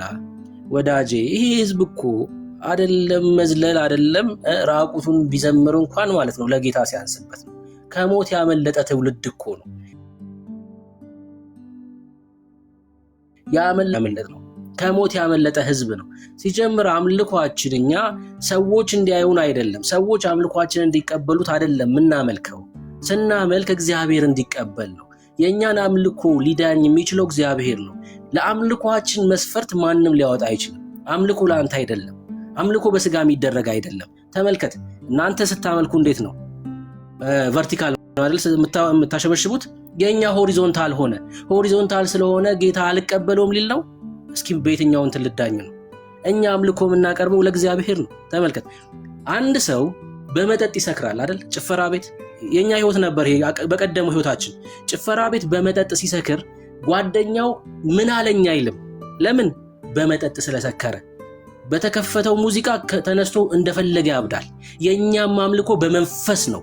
በመንፈስ የምናመልከው ስለሆነ እንትና ምን አለኝ አይደለም ስናመልክ ምንለው። ለስጋ እንዲመች አይደለም ምናመልከው። አምልኳችን ወደ ሰማይ የሚቀርብ ነው። ሰማይ ተቀብሎታል ወይስ አልተቀበለውም ነው። አየህ፣ በስጋ ስታመልክ ጓደኛዬ አንዴ እስክጨርስ ጠብቀኝ። ጓደኛዬ ምን አለኝ ትላለህ በስጋ ስታመልክ። እንቅስቃሴ ትላለህ። ይኸውልህ እንቅስቃሴ ተበላሸ አልተበላሸም ትላለህ፣ ትጨነቃለህ በስጋ ሲሆን። እኛ በስጋ አይደለም የምናመልከው ወዳጅ። ስናመልክ በመንፈስ ቅዱስ ነው የምናመልከው። ለዛስ አየህ እንትና አየኝ አላየኝ እኛ እሱ አይደለም ጉዳያችን። ነፃ የወጣ ትውልድ ነው እያልኩ እኮ ነው። ከየት ከሞት ያመለጠ ትውልድ ነው እያልኩ ነው።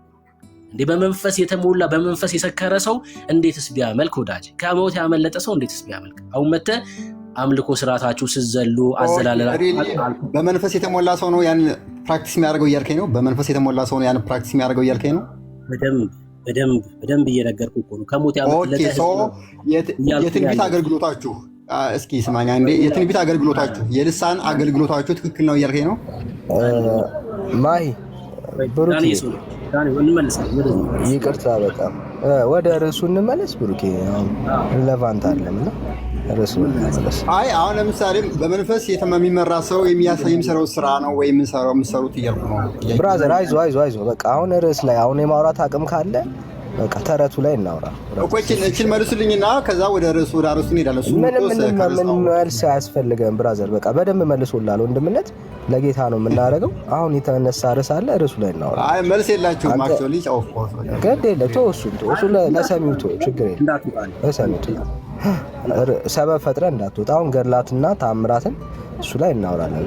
ቡርኬ ተቀበለው እዛ ላይ እናውራ። ተመልከት ማይ ምን ለጠየቅ መሰለህ? የአምልኮ ስርዓት ለጠየቀ እሱን ስመልስልህ ልሳንና ትንቢት ብለህ ወደዛ ሄድክ። ይሄ ተመልሶልሃል ማለት ነው። አሁን አንተ አንድ ጥያቄ ጠይቀኝ መልሼልሃለሁ። እስኪ ደግሞ ከናንተ ገድላት ደግሞ አንድ ጥያቄ ልጠይቅና ልክ እኔ እንደመለስኩልህ አንተ መልስልኝ። ብሩኬ በቃ በዚህ ከተስማማን ብሩኬ በቃ እቺን አሁን ያልኩን መልስልኝና ወደ ገድላት እንሄዳለን። ችግር የለም። አይ አሁን ደግሞ ወደ አንተን ገድላት ደግሞ አስችል አሳይክ። የናንተ ገድላት ስለ ዘላለም እቺን አሁን ያልኩን ጨርስልኝ። ስለ ትንቢትና ስለ ልሳን እቺን አንዴ ጨርስልኝ ብራዘር። አንዴ ወዳጅ ቀጣይ ደግሞ ይሄን ከመለስክ በኋላ ደግሞ ስጠይቀኝ መልስልሃል። የእናንተ ገድላት ስለ ዘላለም ሕይወት ያወራሉ አይደል? እሺ ስለ ዘላለም ሕይወት ያወራሉ።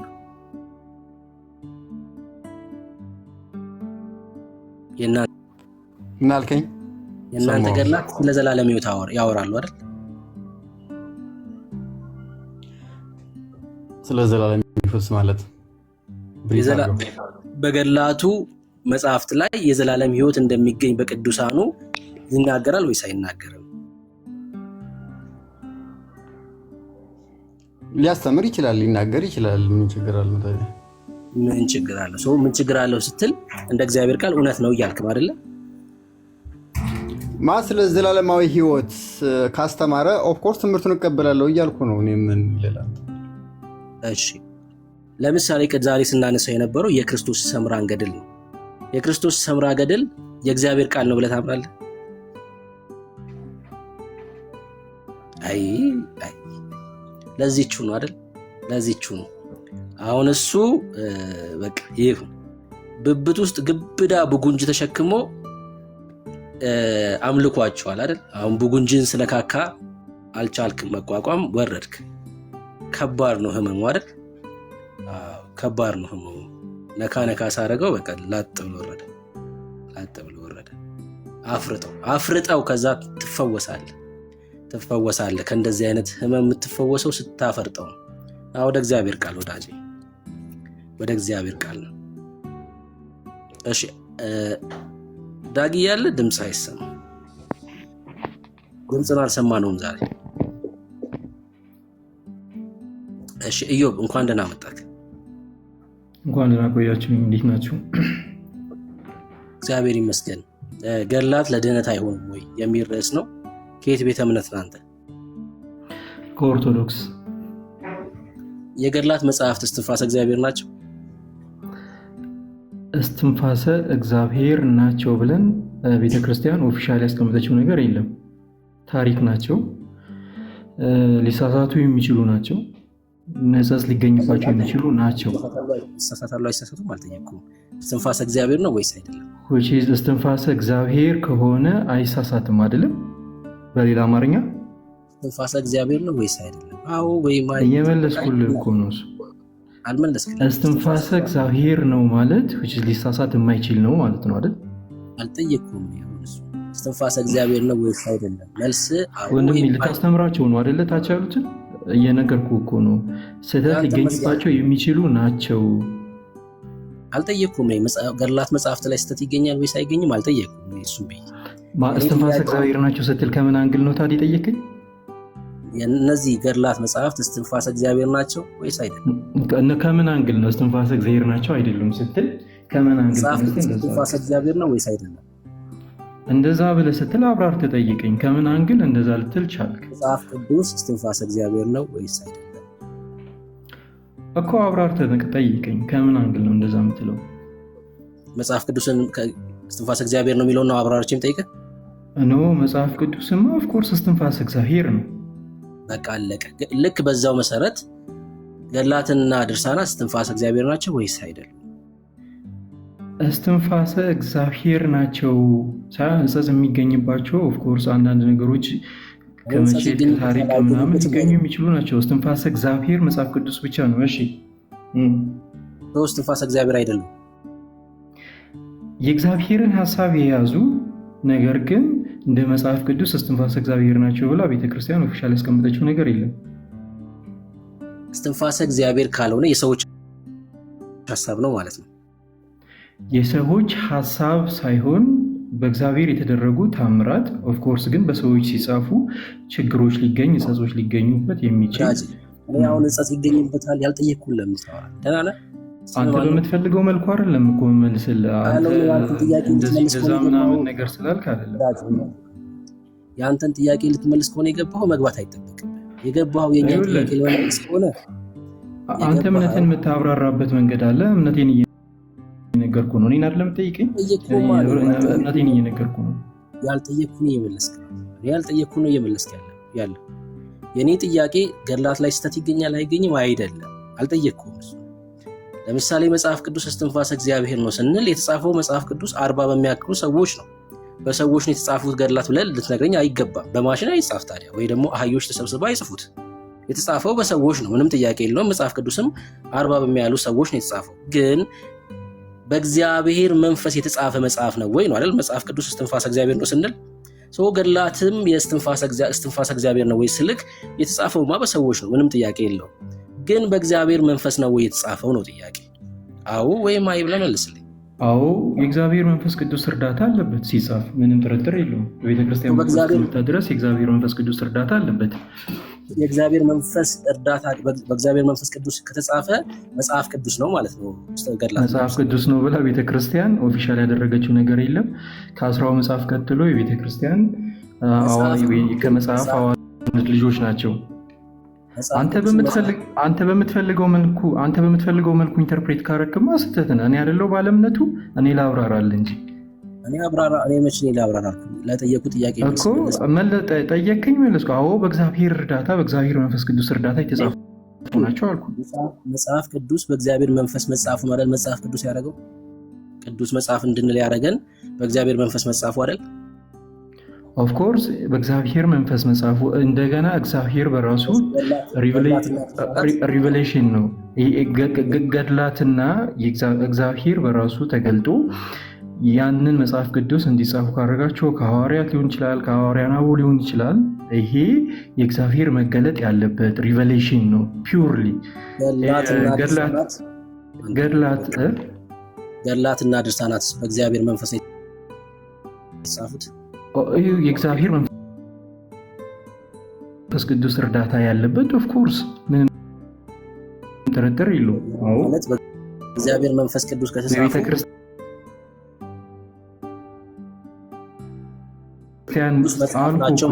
በቤተ ክርስቲያን በኩል በሙሉ ያለፉት ድርሳናት ወይም ታምራት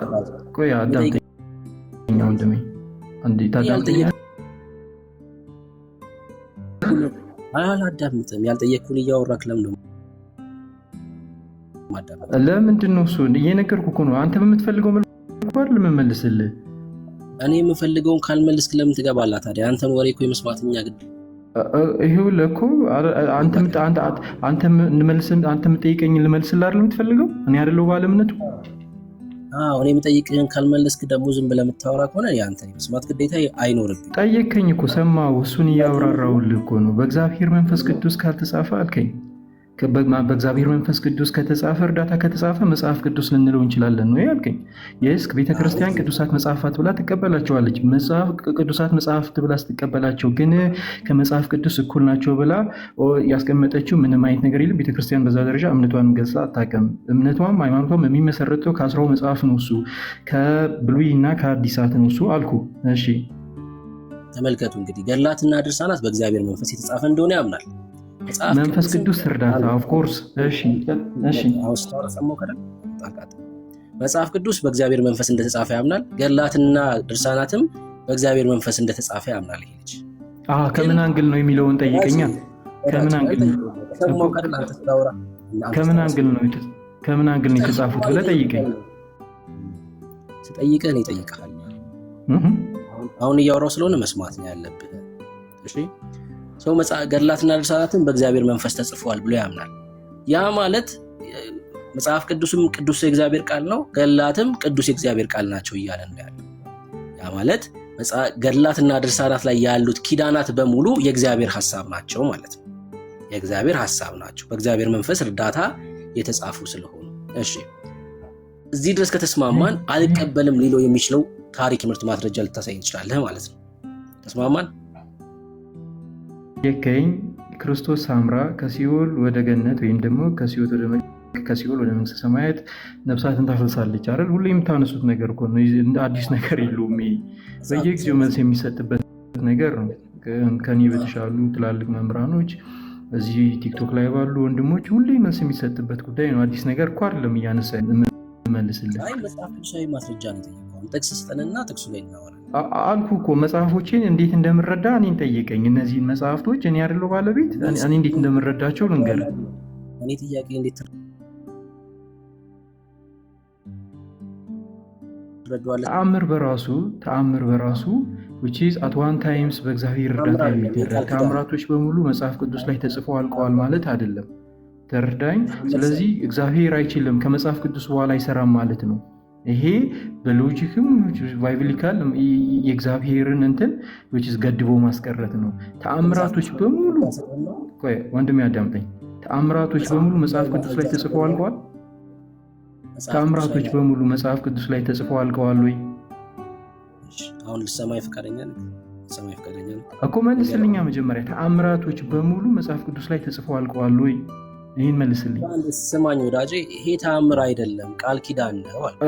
ኦፍ ኮርስ ልመጣልህ እኮ ነው ወደ ቃል ኪዳኑ። ተአምር ነው ከዛ ውጭ ቃል ኪዳን አለ በራሱ ክርስቶስ ተአምራት። ቆይ ልነግርህ እኮ ነው። 18 ዓመት በታች ሆናችሁ ሰዎች ቲክቶክ አት አሁን ይሄ የማይመጥን ውይይት ነው። ለጠየቁ ጥያቄ መልስ ካለ መልስልኝ፣ ካልሆነ ግን ደስ ያለህን እያወራ ከዚህ ያሉ ሰዎች የመስማት ግዴታ የለባቸው ማለት ነው። ተአምር ማለት ለምሳሌ አቦ ከፀሐይ በላይ 7 ዓመት ኖረ። አሁን ይሄ ተአምር ነው። ተአምር ብላችሁ ነው የምትጽፉት አይደል? አሁን ይሄን ጥያቄ አላነሳውም እኔ። ከሲኦል ስለመውጣት ነው ቃል ኪዳን ተገባላት ተብሎ መጽሐፉ ላይ የተጻፈው። እንደዚህ አይነት ቃል ኪዳን ከመጽሐፍ ቅዱስ ልታሳየን ትችላለህ ወይ?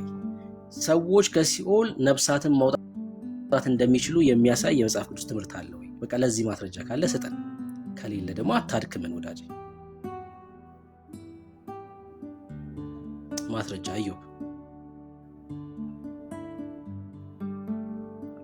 ሚዩት ነሽ ያወራ ከሆነ እሱ እየው ባለክ ሚዩት ነሽ።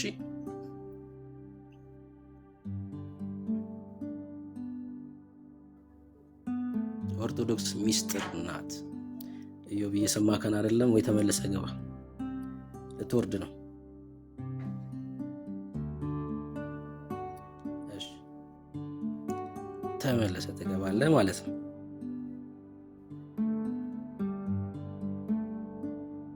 ዳኒ ያለክ ብቻዬን ያስኩት። እሺ ብሩኬ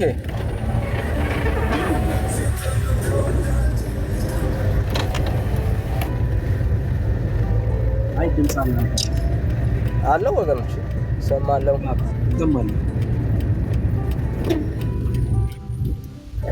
እሺ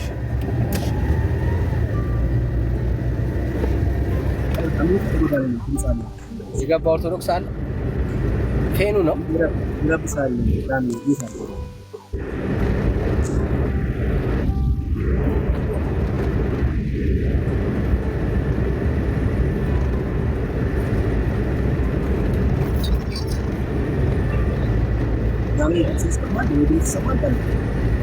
እሺ የገባ ሰው አለ ብሩኬ? አይ ሚዩት አድርጎ በቃ ያንተ ድምጽ ይረብሻል። ሚዩት አድርጎ ያንተ አይ ሚዩት አድርጎ ያንተ ድምጽ ይረብሻል። እሺ ይረብሻል። እሺ አላ ጆሮአችን ግን አልተረፈም። ዳኒ ሶሊ እንኳን ደህና መጣህ። ብሩኬ እንዴት ናቸው? ሰላም ብያለሁ። ዳጊ ዳኒ ሁላችሁ። ያንተም ድምጽ ይረብሻል። እንኳን ደህና መጣህ ብያለሁ። የባሰ ነው። እኔ ጋርም አክቹዋሊ እንዲሁ ዳኒ አልተሰማውም። ለዛ ነው። ተባረኩ። ተባረኩሽ። ቡዜ እንኳን ደህና መጣህ። እንኳን ደህና ቆያችሁ። ሰላም ናችሁ? የት ቤተ እምነት ነው? ኦርቶዶክስ ተዋሕዶ ነኝ። የገድላት መጽሐፍ ለድህነት አይሆኑም ነው የሚለው። ያው መማሪያ ናቸው ለድህነት ሳይሆን በእነሱ ተምረን ወደ ድህነቱ እንሄዳለን እንጂ ምንድነው ድህነት የሚያስገኘው በኢየሱስ ክርስቶስ ድህነት የሚያስገኘው በኢየሱስ አምነን ስንጠመቅና ቅዱስ ቁርባኑን ስንወስድ። ምንድነው የሚያስተምሩት? ከነሱ ምንድነው ትማሩት? አንድ ጊዜ ትታገሰኛለሽ? አንድ እሺ እሺ። ሌላ ኦርቶዶክስ ያለ አምሳሉ ዝም ብዬ ገስት ላይ ያላችሁትን ላስገባችሁ፣ እያስገባው ልጠይቃችሁ። አምሳሉ አለክ? ክርስቲያን ሚሽነሪ ኦርቶዶክስ። ይሄ አሁን ኦርቶዶክስ ሊሆን አይችልም። ዚኮ ቤዛ ኢየሱስ ብቻ ነው የሚል ኦርቶዶክስ ሊሆን አይችልም። ኤልዛቤት አቀሻለሁ ታንክስ ጋድ። አሁን ታንክስ ጋድ ብሎ ኦርቶዶክስ ይሆናል? አይሆንም፣ በእርግጠኝነት አይሆንም። ኦኬ እሺ እሺ። ከውስጥ ሳነበው ፕሮፋይሉን ጽዮን ሆይ ብረት ነው ትርሳኝ ይላል። ሳሉ እንኳን ደህና ነው ለጫልኩት እኮ ከላይ የሚለበስ ነገር ሹራቡ። እንኳን ደህና መጣ ወንድማችን።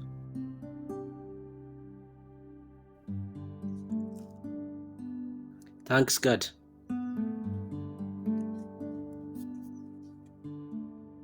ጽዮን ሆይ ብረሳሽ ቀኜ ትርሳኝ ስለሚል ከውስጥ ፕሮፋይሉ ላይ ምናልባት ኦርቶዶክሳዊ ሊሆን ይችላል። ጽዮን የሚለው ማርያምን ስለሚመስላቸው ቤተሰቦቻችን ታንክስ ጋድ አለክ አልገባም? አይታይም። እናንተ ጋር አይታይም፣ አልገባም ማለት ነው። እሺ እናንተ ጋር ካልታያችሁ አልገባም።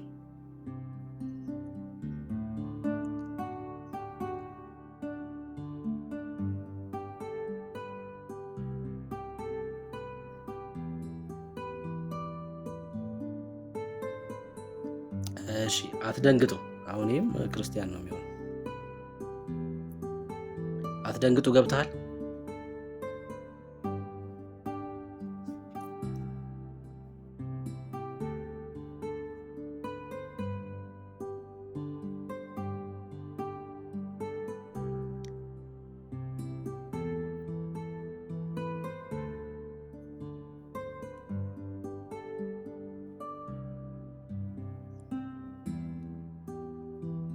ዳን እንኳን ደህና መጣክ።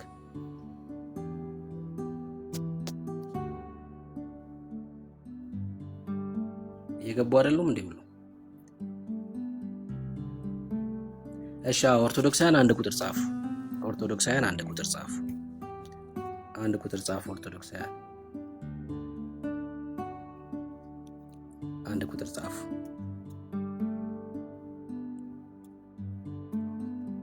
ኤርሚሻዬ እንኳን ደህና መጣ።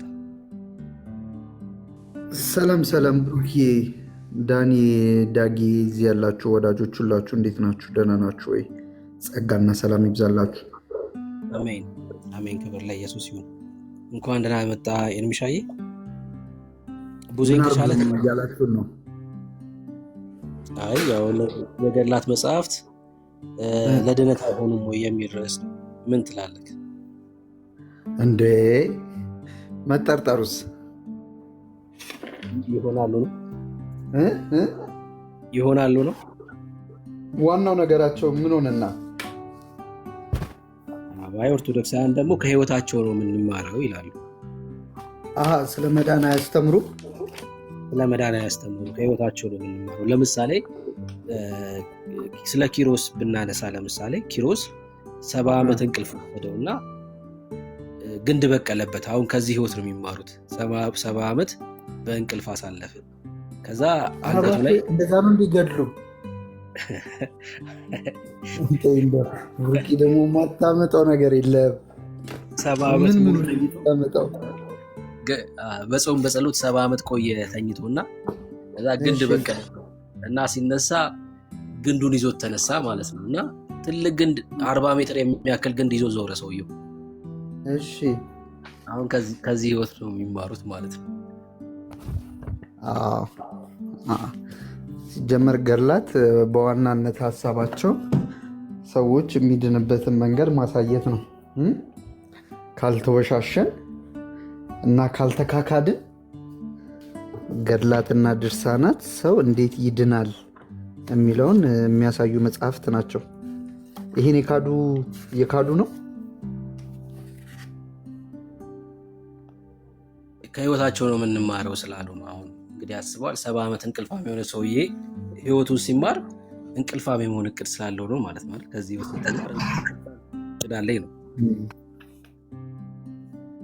እንደውም እግዚአብሔርን ለመምሰልና ለማደግ ምንም የማይጠቅሙ መጽሐፍት እኮ ናቸው። ትናንትና የክርስቶስ ሰምራን ገድል እያነበብን ነበር። ትዝ ይላል ብሩኬና ክርስቶስ ሰምራ ኢየሱስ ክርስቶስ ሰምራ ጋር መጣና በቃ እኔ የማርያምን ጡት እንደጠባው አንቺም ትጠቢያለሽ አላት ማለት ነው። ከዛ ክርስቶስ ሰምራ ምን ብትል ጥሩ ነው? ማርያም ምን አለች ቢል ጥሩ ነው መጽሐፉ? ክርስቶስ ሰምራማ ከኔ ይልቅ ሚካኤልን ነው የምትወደው አለች። ከዛ በኋላ መጣችና ማርያም ትላንት እያነበብነው ነበር፣ አውጥቼው ነበር መጽሐፉን እያነበብን ነበር። እና ማርያም ክርስቶስ ሰምራን ጡቷን አስጠባቻት። ያኔ ደስ ብሏት ተመለሰች ይላል። አሁን ከዚህ ምንድን ነው የምትማረው? ክርስቶስን ለመምሰል እና ለማደግ አሁን ይሄ ምንድን ነው የሚያስተምረው? አንዳንድ ሰዎች እንዴት ህሊናቸውን ሸጠው እንደሚኖሩ ጌታን ነው ባይበላስ ቢቀር ማለት ይሄ ነው። የምሬን እኮ ነው። ጌታን ማለት በእግዚአብሔር ቃል ላይ ያው ቡዜን ተቀበለው። አይ ከህይወታቸው ነው የምንማረው ያለው እሱ ስለሆነ ቡዜን ተቀበለው። ከጎን ያለው ቡዜ እንዴት ነህ? እግዚአብሔር ይመስገን። አንድ ጊዜ ብሩክን ላመሰግነው እፈልጋለሁ። እና ብሩክ ብዙ ጊዜ ስርዓት ይዞ የሚያወራ እና ረጋ ባለ መንፈስ በእውነት በጣም ደስ ይላል። ምንም ይሁን ምን ወንድማማቾች ነን እና ረጋ ባለ መንፈስ ነው የሚያወራ። ሌሎቻችሁ ግን በተለይ እነ ዳኒ እውነት ወቅሳቸዋለሁ። ብዙ ጊዜ ውጣ ውጣ ነገር ምናምን ነገር የሚሉት በስርዓት አስተምራችሁ። ሶሪ በጣም እዚህ ሁሉም በአንድ አይነት መንፈስ ነው የሚያወራው። የምናገለግለውም አንድ መንግስት ነው እና በቃ ሀሳቡ ላይ ብቻ እንቆይ። እሺ ተባረክ። ከኤርሚ ጋር ቀጥሉ። እሺ ይሁን። እሺ አንተ ካልክሽ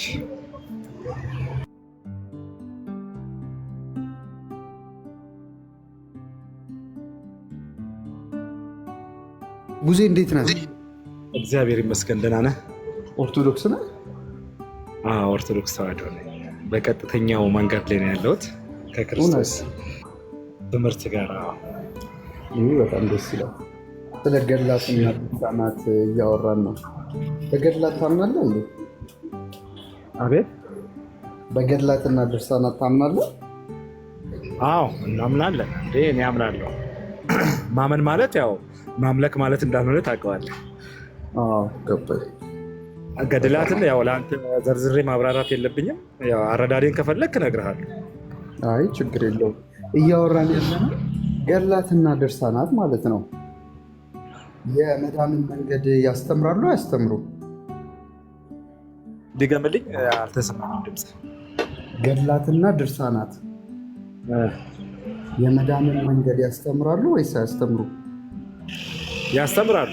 ያው አባቶቻችን የሰሩት ገድል የእነሱ ፈለግ ይዘን እንድንከተል ያደርጋሉ። መማሪያ ናቸው። ከዛ ውጭ ሰው እንዴት እንደሚድን ሳያስተምሩ መማሪያ ናቸው አልኩኝ እኮ ቅድምም ከብሩኬ ጋር መማርበት ናቸው። አይ የምትማሩበት ብቻ ሳይሆን ገድላትና ድርሳናት ሰው እንዴት እንደሚድን ያስተምራሉ ወይስ አያስተምሩ?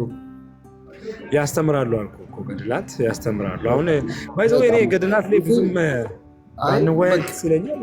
አይ ሀሳቤን እሰጥሃለሁ። እሺ በጣም አሪፍ ቡዜ። ይህንን የፈለግነው ገድላትና ድርሳናት የመዳንን መንገድ ያስተምራሉ። አንዳንድ ሰዎች ገድላትና ድርሳናት ስለ መዳን የሚያስተምሩ አይደሉም ብለው ስለሚናገሩ ይሄ ስህተት መሆኑን አሳይተሃል። በጣም ጥሩ። ይህን ነው እኛም የምንፈልገው። ስለዚህ ገድላትና ድርሳናት የመዳንን መንገድ ያስተምራሉ። ይሄ ማለት ምን ማለት ነው? በሌላ ቋንቋ ገድላትና ድርሳናት የመዳንን መንገድ ለኦርቶዶክሳውያን የሚያሳዩ ናቸው። ሰው እንዴት ይድናል የሚለውን ያሳያሉ። በጣም አሪፍ። በጣም ብዙ ሰዎች እዚህ ቲክቶክ ላይ ሲዋሹ ነበር።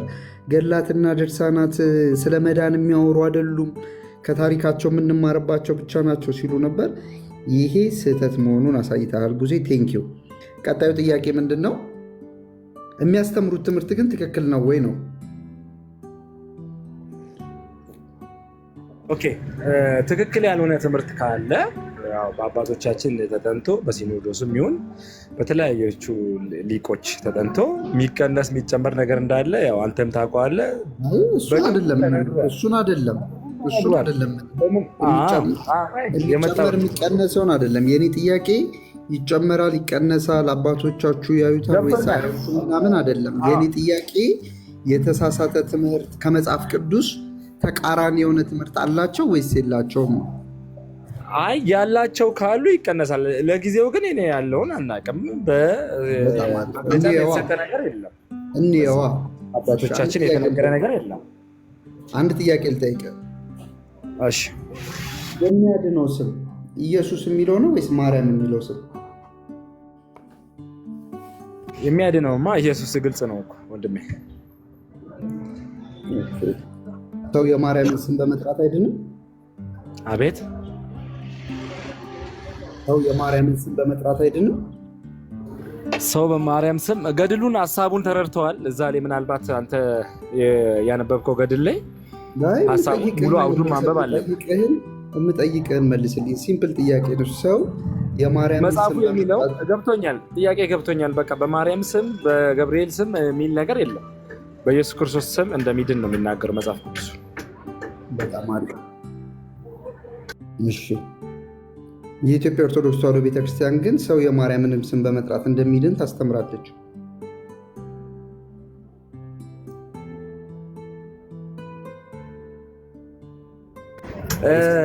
ስህተት ካለ ይቀነሳል፣ ይጨምራል። እየሰማህ ነው መሰለኝ ኤርሚ። ያን ግንዛቤ ውስጥ ብታስገባልኝ ደስ ይላል። የኔ ጥያቄ ይጨምራል ይቀነሳል አይደለም። ገድላት የሃይማኖት መከራከሪያም አይደሉም። አሁን ሃይማኖታችን ላይ ካልን ጊዜ የምጠይቅህና የምታወራው አይገናኝም። ለወደፊት ይጨምራሉ ይቀነሳሉ ትከራከሩባቸዋላችሁ አትከራከሩባቸውም አይደለም የኛ ሀሳብ። እኔ እየጠየቅኩ ያለሁት አሁን እጃችሁ ላይ ይዛችሁ በቤተክርስቲያናችሁ ውስጥ በየቀኑ የምታነቧቸው መጽሐፍቶች የመዳንን መንገድ ያስተምራሉ። የሚያስተምሩት የመዳን መንገድ ግን ከመጽሐፍ ቅዱስ ተቃራኒ ነው። ስለዚህ አንድ ለናሙና አነሳን። ሰው የሚድነው በማርያም ስም ነው ወይስ በኢየሱስ ስም ነው አልኩ። አንተ ደግሞ በኢየሱስ ስም ነው የሚድነው አልከኝ። እስኪ በማርያም ስም የሚለውን አሳየኝ። የሚድነው በማርያም ስም አሳየኝና እንወያይበት። በጣም አሪፍ። ይኸው ድርሳነ ኪዳነ ምሕረት እየታየ ነው። እያየው ነው። ቀጥል። ማንበብ ግን አልችልም። ማንበብ እንዳትለኝ ማለት ማንበብ አለመቻል ሳይሆን ያለውበት ቦታ አይመችም። ኦኬ፣ እኔ አነብልሃለሁ። ምንም ችግር የለውም። እኔ አነብልሃለሁ። ወዳጆች የምትሆኑ ደስ የሚያሰኝ ይህንን ድንቅ ኪዳን ቸርነትና በጎነትን ሁሉ የያዘ ጌታ በሰማይና በምድር ያለው ሁሉ ስሟን በመጥራት ይድን ዘንድ የሰጣትን ድንቅ የሚሆን መሐላን ታዩ ዘንድ እዩ። በጎ ስራ ሳይሰሩ ሕግጋቱን ሳይጠብቁ መዳን የእሱ ፍርድ ምን ይረቅ። ሰው እንዴት ነው የሚድነው? ስሟን በመጥራት ይድን ዘንድ የሰጣትን ድንቅ መሐላ ታዩ ዘንድ ኑ። እሺ ብዙ ሰው የማርያምን ስም በመጥራት ይድናል? ኤርሚያስ አሁን እንግዲህ አውዱን መጽሐፉን ላስነብብ ነው ሙሉ ማለት ነው። እኔ አሁን መጽሐፍ እንደዚህ ቆርጠ አንብበ ምናምን ይሄ እንደዚህ አይነት ነገር አለ። ካነበብኩልህማ እንደውም በጣም ነው የምታፍረው። ይሄው ከፍ ልበልልህ። አይ ከፍ ዝቅ በልልኝ አይደለም። ቆይ ዳኔ ካለ ርዕሱን ትንሽ ወደ ጎን ምናምን አድርግልኝ። አይ ችግር የለውም። እኔ ሙሉን ማንበብ አለብኝ። በጣም አሪፍ መጽሐፉን ሙሉ ማንበብ አለብኝ። ቴንክ ዩ። ቆይ አንዴ ቡዜ አንዴ። እሺ ይኸው ተመልከት። ሴት ልጁንና ወንድ ልጁን በእኔ ስም የጠራውን እኔም በምከብርበት ቀን ምስጋና ያመሰገነውን አቤቱ ዓይን ያላየውን ጆሮ ያልሰማውን በሰው ልቦና ያልታሰበውን ዋጋ ስጠው። እሺ ሰው ልጁን በማርያም ስም ስለሰየመ ይድናል?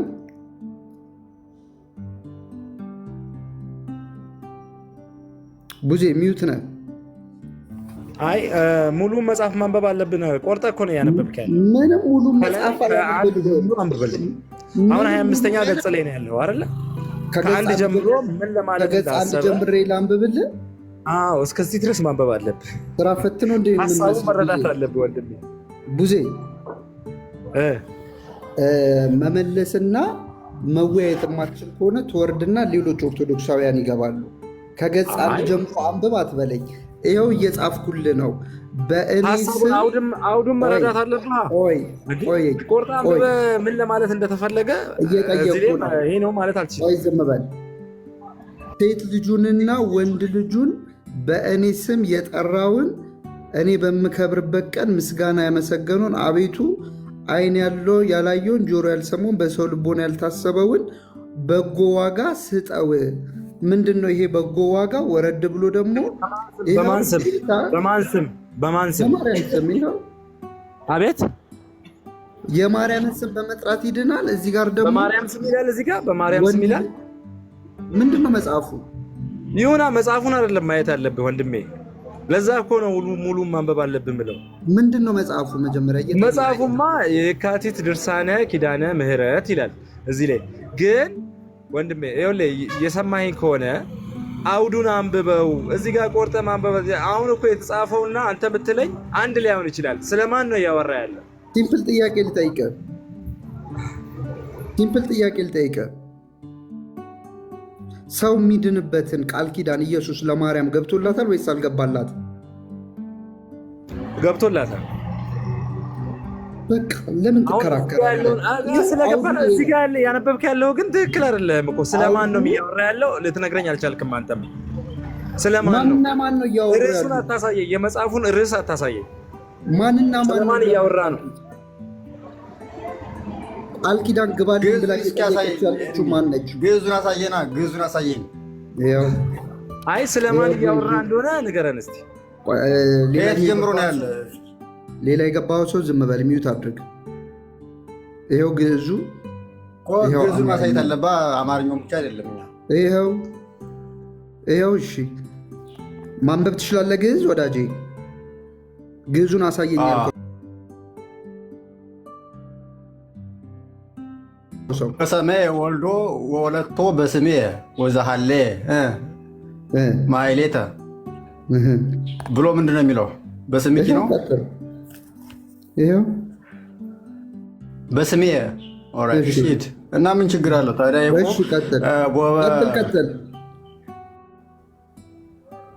ወበዓል የአስዮ እግዚኦ እሴተ ሰናየ ዘአይን ኢሬ ወእዝን ይሰማ ወውስተ ልበ ሰብ ዘይተሃለ። በቃ ዝም በል፣ ከብዙ ጋር እናወራ። አንተ ሚዩት አድርግ። አይ አይደለም፣ ከግዙ ነው ዋናው ፍሬ ሀሳቡ ያለ ብዬ ነው። አማርኛው አትሄድ። በቃ አማርኛው ጋር ልዩነት አለው ግዙና አማርኛው። ያንተ ቤተክርስቲያን እኮ ነው ያሳተመው። ምን አይነት ልዩነት አለው? አይ ማት አማርኛው ሲተተርጉሞና ሲብራራ ይለያያል ብዬ ነው።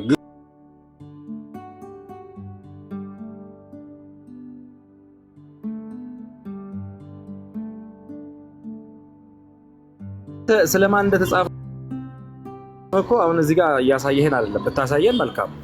ይኸው ገብተህ ማንበብ ትችላለህ። ድርሳነ ኪዳነ ምህረት ነው። ኢየሱስ መግለጡ የካቲት ወር ላይ የካቲት 16 የማን በዓል ነው? ስለዚህ እኔ አንተ እንዳልከው 25 ገጽ ተመልሼ ላነብልህ አልችልም።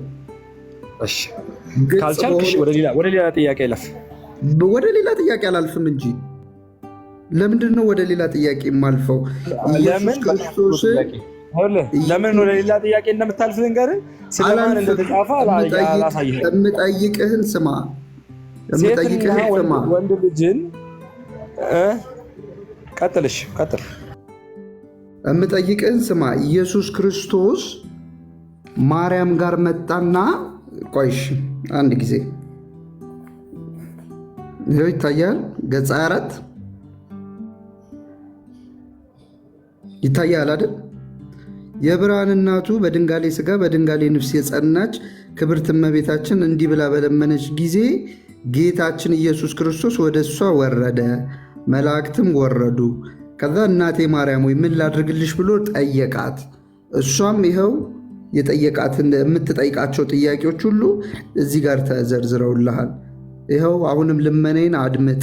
ተስካሬን የሚያደርግ ቤተ ክርስቲያን በስሜ የሚሰራ በስሜ የታረዘ የሚያለብስ ዩሲ የሚያጠጣ ብላ እየለመነች መታ። እዚህ ጋር ምን አለችው? ሴት ልጁና ወንድ ልጁን በስሜ ጠራውን፣ እኔንም በምከብርበት ቀን ምስጋና ያመሰገነውን አቤቱ ዓይን ያላየውን ጆሮ ያልሰማውን በልቦና ያልታሰበውን በጎ ዋጋ ስጠው። ገባ? ካሁን ቡዜ ማይክን አንሳው። እያነበብኩት ነው። ቆይ እያንቀሳቀስ ስለሆነ አልተረዳሁትም። ይኸው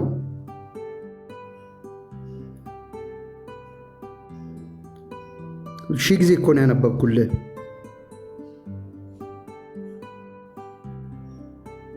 እሺ አንብበህ ጨርሰሃል። ስለዚህ ሰው የወንድ ልጁን ወይንም የሴት ልጁን ስም በማርያም ስም በመሰየም ይድናል ብላ ኦርቶዶክስ ታስተምራለች። ማይክን አንሳ። ኧረ ኤርሚያስ በፈጠረ ላይ ልመስል አዝሊያውን ስለ ዘላለማዊ ሕይወት የትኛው ነው? አንተ ዝም በል እንዴ! በጎ ዋጋ ያለኩ በጎ ዋጋ ማለት ምን ማለት ነው? አንተ የዘላለም ሕይወት ይሰጣል እያለ ነው። ይኸው በጎ ዋጋ ምንድን ነው? ይኸው አይን ያለ ቆይ አንድ ጊዜ ዘላለም ሕይወት ያስገኛል ስሟን የጠራ እኮ ነው ያልከኝ ወንድሜ። ይኸው ስሟን በመጥራት ይድን ዘንድ የሰጣትን መሐላ ታዩ ዘንድ ነው። አሁን አታምታታ። ሰው አንተ የዘላለም ሕይወት እኮ ነው ያልከኝ። ቆይ ሰው የልጁን ስም የት ይገናኛል? የዘላለም ሕይወት ነው እኮ ያልከኝ ወንድሜ ኤርሚያስ። እምጠይቅህን ስም አይ አሁን እዚህ ጋር ፋላሲ የሰራ ነው። የዘላለም ሕይወት ያስገኛል ነው ያልከኝ ቡዜ አይደለ እንዴ? እዚህ ላይ ግን ዘላለም ሕይወት ያስገኛል የሚል እኮ የለም። እምጠይቅህን ስማ። መመለስ የማትፈልግ ከሆነና ገስት ላይ ዝም ብለህ ቁጭ ብለህ ሰው ማዳረቅ የምትፈልግ ከሆነ ተሳስተሃል። አይ እኔ ወንድሜ ኤርሚያስ ገስት ላይ አይደለም ማውረድ ትችላለህ፣ ግን የዘላለም ሕይወት እያሳየኸኝ አይደለም ያሰጣኝ። አይን ያላየው ጆሮ ያልሰማው በሰው ልቦና ያልታሰበው በጎ ዋጋ ምንድን ነው? ለኦርቶዶክስ ንገረኝ። ከዚህ ክፍል ጋር የሚገናኝ የመጽሐፍ ቅዱስ ጥቅስ ልስጥህ ይቻላል? ሰው በማርያም ስም ልጁን በመሰየም በጎ ስጦታ እንደሚያገኝ የመጽሐፍ ቅዱስ ጥቅስ ልስጥህና ከዛ ጋር ታገናኘዋለህ። ችግር የለም እኮ ለምጠይቅ ጥያቄ ማለት ነው። ንገረኝ። ወደ መጽሐፍ ቅዱስ እንሂዳ። አሁን ከመጽሐፍ ቅዱስ ነው ማውጣት ያለብን። በጣም ጥሩ። ማቴዎስ ወንጌል ላይ አውጣልኝ። ማቴዎስ 10 ላይ ማቴዎስ 10 ከ40 ወይ ከ42 ጀምሮ አንብበልኝና አንብበው። አስታውስ፣ እየጠየቅኩ ያለሁት ልጁን በማርያም ስም በመሰየም ሰው ይድናል ወይ ነው። እሱን ነው የምታመጣልኝ። በእነሱ ስም ማለት ዋጋ እንደሚሰጥ ነው መጽሐፍ ቅዱስ የተናገረው። ዋጋ ይሰጣቸዋል። የእኔ ጥያቄ ቡዜ ይኸው የእኔ ጥያቄ ቁጥር 41 ላይ ነው። ሴት ልጁንና ወንድ ልጁን በእኔ ስም የጠራውን እኔም በምከብርበት ቀን ምስጋና ያመሰገነውን አቤቱ አይን ያላየው ጆሮ ያልሰማው በሰው ልቦና ያልታሰበውን በጎ ዋጋ ስጠው። ይህንን የፈለኩት ወንድ ልጁን በእኔ ስም የጠራውን። አሁን ጥቅስ ስጠኝ።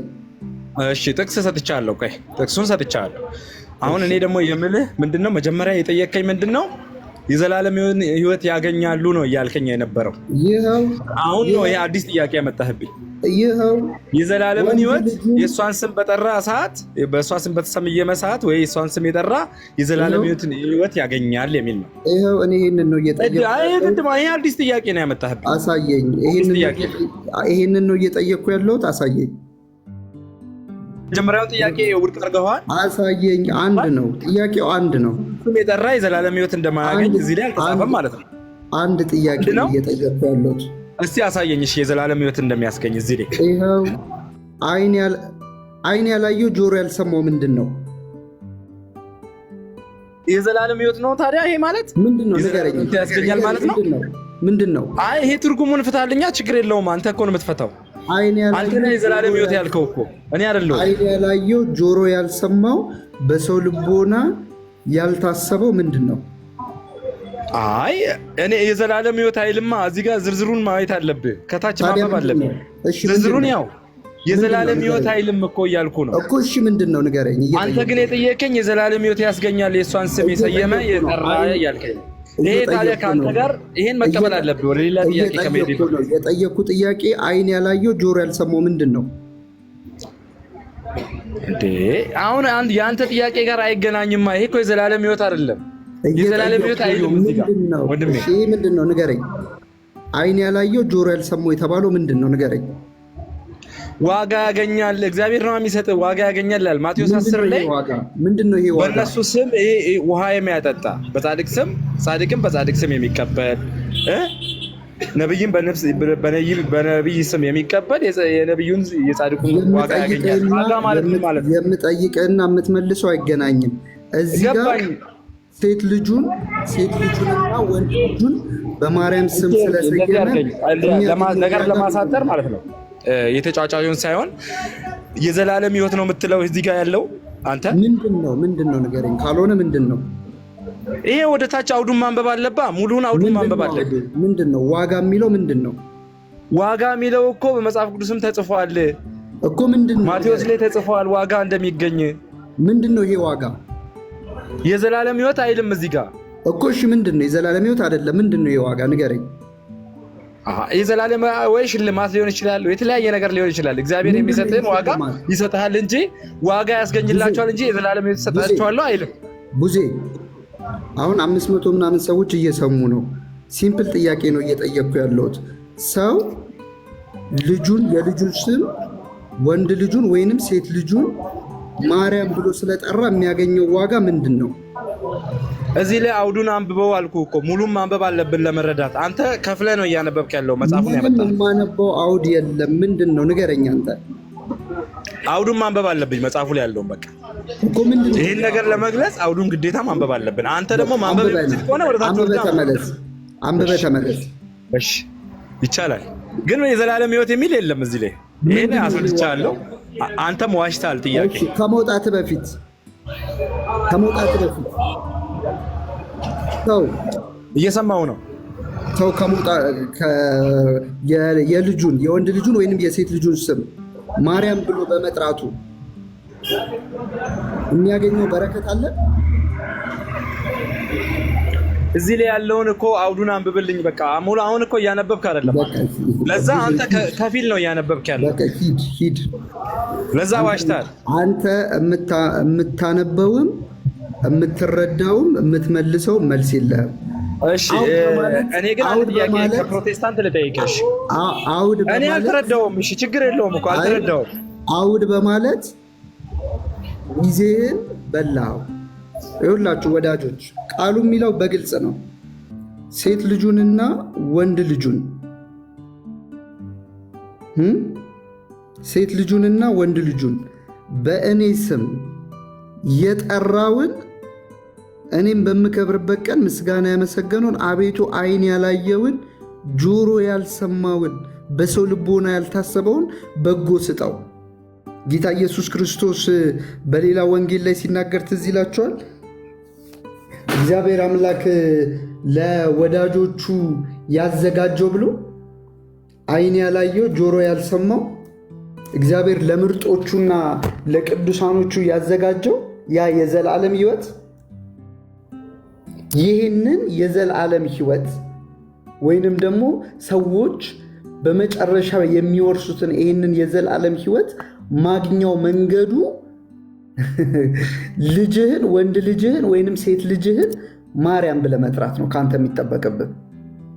የወንድ ልጅህን ወይ የሴት ልጅህን ስም ማርያም ብለህ ከጠራ የዘላለም ሕይወት ታገኛለህ። በኦርቶዶክስ አስተምህሮ። እሺ ኤርሚ አንድ ጥያቄ ልጠይቅህ ከይቅርታ ጋር። ሚዩት አድርግ፣ እያወራው ነው። ሰው እያወራ አይገባም። አስተውሉ ወዳጆቼ። ሰው በጸጋ ይዳናል። በኦርቶዶክስ ውስጥ ምንም ስራ ሳይሰራ ይዳናል። ምንም ሳይሰራ ግን የሚድነው በክርስቶስ ሳይሆን በማርያም ነው። ይኸው ስሟን በመጥራት ይድን ዘንድ ስሟን በመጥራት የማርን ስም በመጥራት የማርያምን ስም በመጥራት። ስለዚህ ለቤተ ክርስቲያኒቷ አዳኝ የሆነው ስም ማን ነው? ማርያም የሚለው ስም ማርያም የሚለው ስም ኢየሱስ ብቻ የሚለው ስም አያድንም። ለኦርቶዶክስ አንድ አዳኝ አይደለም ያለው። አንድ የሚያድን ስም ብቻ አይደለም ያለው። ብዙ አዳኞች አሉ። አንድ ስም አይደለም የሚያድነው፣ ብዙ ስም አለ። ሮሜ 10 ላይ የምታስታውሱ ከሆነ የጌታን ስም የሚጠራ ሁሉ ይድናል ይላል። የሚያድነው ስም ኢየሱስ የሚለው ስም ነው። ለኦርቶዶክስ ግን የማንም ስም ያድናል፣ የማርያምም ስም ያድናል። ስሟን በመጥራት ይድን ዘንድ፣ የማርያምን ስም በመጥራት ይድን ዘንድ። እንደዚህ አይነት መጽሐፍ ሰው ተሸክሞ ገድላትና ድርሳናት ስለ መዳን አያስተምሩም ሲል ሰው አያፍርም እንዴ? ለምንድን ነው ለቲክቶክና ለዝና ብቻ የምትኖሩት? ለምንድን ነው ላይክና ሼር የሚያስጨንቃችሁ? ለምንድን ነው ለእናንተ ትልቁ ነገር የፎሎወር መብዛትና እገሌ እኮ ኦርቶዶክሳዊ መምህር ነው ተብሎ መጨብጨብ ለእናንተ ትልቅ ኢሹ የሆነው ለምንድን ነው? ኢየሱስ እኮ እናንተ በአብ ፊት ክብር እንዲኖራችሁ እሱ በሰው ፊት ተዋርዷል። ለምንድን ነው መነቀፍን የምትጠሉት? ለምንድን ነው ስለ እውነት ተናግሮ ዋጋ መክፈልን የምትፈሩት? ለምንድን ነው? መጽሐፍቶች እኮ የመዳን መንገድን ነው የሚያስተምሩት። ይኸው ስሟን በመጥራት ይድን ዘንድ። ከዚህ በላይ የመዳን ትምህርት ከወዴት አለ?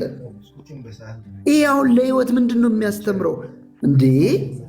ለምንድን ነው የምትዋሹት? እኛ መጽሐፍቶቹን እግዚአብሔርን ለመምሰል ብቻ የምንማርባቸው ናቸው እያላችሁ ለምንድን ነው በእግዚአብሔር ቃል ላይ የምትዋሹት? ስለ መዳን የሚያስተምሩ መጽሐፍት ናቸው። ስለ መዳን የሚያስተምሩ መጽሐፍት ናቸው። ሰው እንዴት ይድናል የሚለውን ነገር በትክክል ይናገራሉ። ጥፋታቸው በማን እንደሚድን ግን አይናገሩም። የማያድነውን አዳኝ ይላሉ። ማርያም የሚለው ስም አዳኝ ሆኖ አይተናናቅም። እግዚአብሔር ከሰማይ ለሰው ልጆች የሰጠው የሚያድን ስም ማርያም የሚለውን አይደለም። ይኸው ለቤተ ክርስቲያኒቷ ግን ማርያም የሚለው ስም ያድናል። ማርያም የሚለው ስም ብቻ መሰለህ እንዴ? አንተ ራሱ ልጅህን ማርያም ብለህ ከሰየምካት ትድናለህ። ደግሞ ሴት ልጅህን ብቻ አይደለም እኮ ወንድ ልጅህን ራሱ ማርያም ብትለው ትድናለህ። ከእንደዚህ አይነት ድቅድቅ ጨለማ ውጡ። ከእንደዚህ አይነት የሞት መንገድ ውጡ። የመዳንን መንገድ የምታጣምሙ እናንተ ክፉ አስተማሪዎች እግዚአብሔር ይፈርድባቸዋል። በእውነት ነው የምላችሁ፣ ተመለሱ። የመዳንን መንገድ አታጣሙ። እነዚህ መጽሐፍቶች ስለ መዳን የሚያስተምሩ ወንጌልን የሚቃወሙ አሳፋሪ መጽሐፍት ናቸው።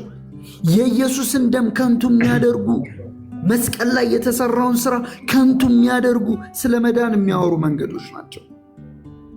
ስለዚህ ገድላትና ድርሳናት ስለ መዳን የሚያስተምሩ ለኦርቶዶክሳውያን የመዳንን መንገድ የሚያሳዩ ናቸው። ይኸው አሳዩዋችሁ እኮ ሰው እኔ ልቀጥል። በማርያም ስም ቤተ ክርስቲያንን ቢሰራ እንኳን የዘላለም ሕይወትን ያገኛል። ይኸው አምላክን በወለደች በድንጋሌ ሥጋ በድንጋሌ ነፍስ የጸናች ክብርት እመቤታችን ልጇ ወዳጇ ደህንነቴን የምታደርግልኝ ልጄ ወዳጄ አለኝታዬ ብላ ጠየቀችው። ምን ብላ ጠየቀችው? ተስካሬን የሚያደርግ በስሜ ቤተ ክርስቲያን የሚሰራ ይኸው የዘላለምን ሕይወት ስጠው፣ ዓይን ያላየውን ጆሮ ያልሰማውን አለች። እንዴት ነው ለገድላትና ለድርሳናት የመዳንን መንገድ አያስተምሩም ብላችሁ ደፍራችሁ የምትናገሩት? የመዳንን መንገድ ያስተምራሉ። የሚያስተምሩት የመዳን መንገድ ግን አሳፋሪ ነው። የሚያስተምሩት የመዳን መንገድ ግን ከመጽሐፍ ቅዱስ ተቃራኒ ነው። የሚያስተምሩት የመዳን መንገድ ግን እንደ እግዚአብሔር ቃል ያልሆነ ነው። ስለዚህ አትዋሹ። የመዳንን መንገድ አያስተምሩም እያላችሁ አትዋሹ። ሲሆን ልታቃጥሏቸው የሚገቡ መጽሐፍት ናቸው። እንዲህ ልትሸከሟቸው የሚገቡ አልነበሩ። ልታቃጥሏቸው፣ አውጥታችሁ ልትጥሏቸው የሚገቡ መጽሐፍት ናቸው። እነዚህ መጽሐፍት እኮ የጌታ የኢየሱስ ክርስቶስን አዳኝነት ለፍጡር የሰጡ ናቸው። ለፍጡር እንዴ! እናንተ ታውቃላችሁ አይደለ? ከማርያም ውጪ ሌላ አዳኝ የለም ተብሎ እኮ ነው የሚታመነው። በኪዳነ ምሕረት ዙሪያ ላይማ የሚነገሩት ነገሮች እንዴት አሳፋሪ እንደሆኑ። ከማርያም ውጪ የሚያድን የለም፣ ከአንቺ ውጪ የሚያድን የለም ብለው እኮ ነው የሚናገሩት። መልካ ኪዳነ ምሕረትን ሄዳችሁ ማየት ትችላላችሁ። ያለ አንቺ የሚያድን የለም። ታማልጃለሽም እኮ አይደለም። ቆይ አንድ ጊዜ ላሳያችሁማ ምን አይነት አሳፋሪ እንደሆነ አንድ ጊዜ ላሳያችሁ። መልካ ኪዳነ ምሕረት እዩት። እመቤቴ ኪዳነ ምሕረት ሆይ በታላቅ አዳራሽ ውስጥ ከሁለት አንጻር ተተክለው እንደሚያበሩ የቀንዲል መብራቶች ለተመሰሉ አይኖችሽ ሰላምታ ይገባል። በነገራችን ላይ መልካ ኪዳነ ምሕረት ማርያምን ከራስ ፀጉሯ እስከ እግር ጥፍሯ እያነሳሳ የሚያመልክ መጽሐፍ ነው። የሚያመልክ ሊትራሊ የሚያመልክ ከላይ እስከታች እያንዳንድ አካሏን እየጠራ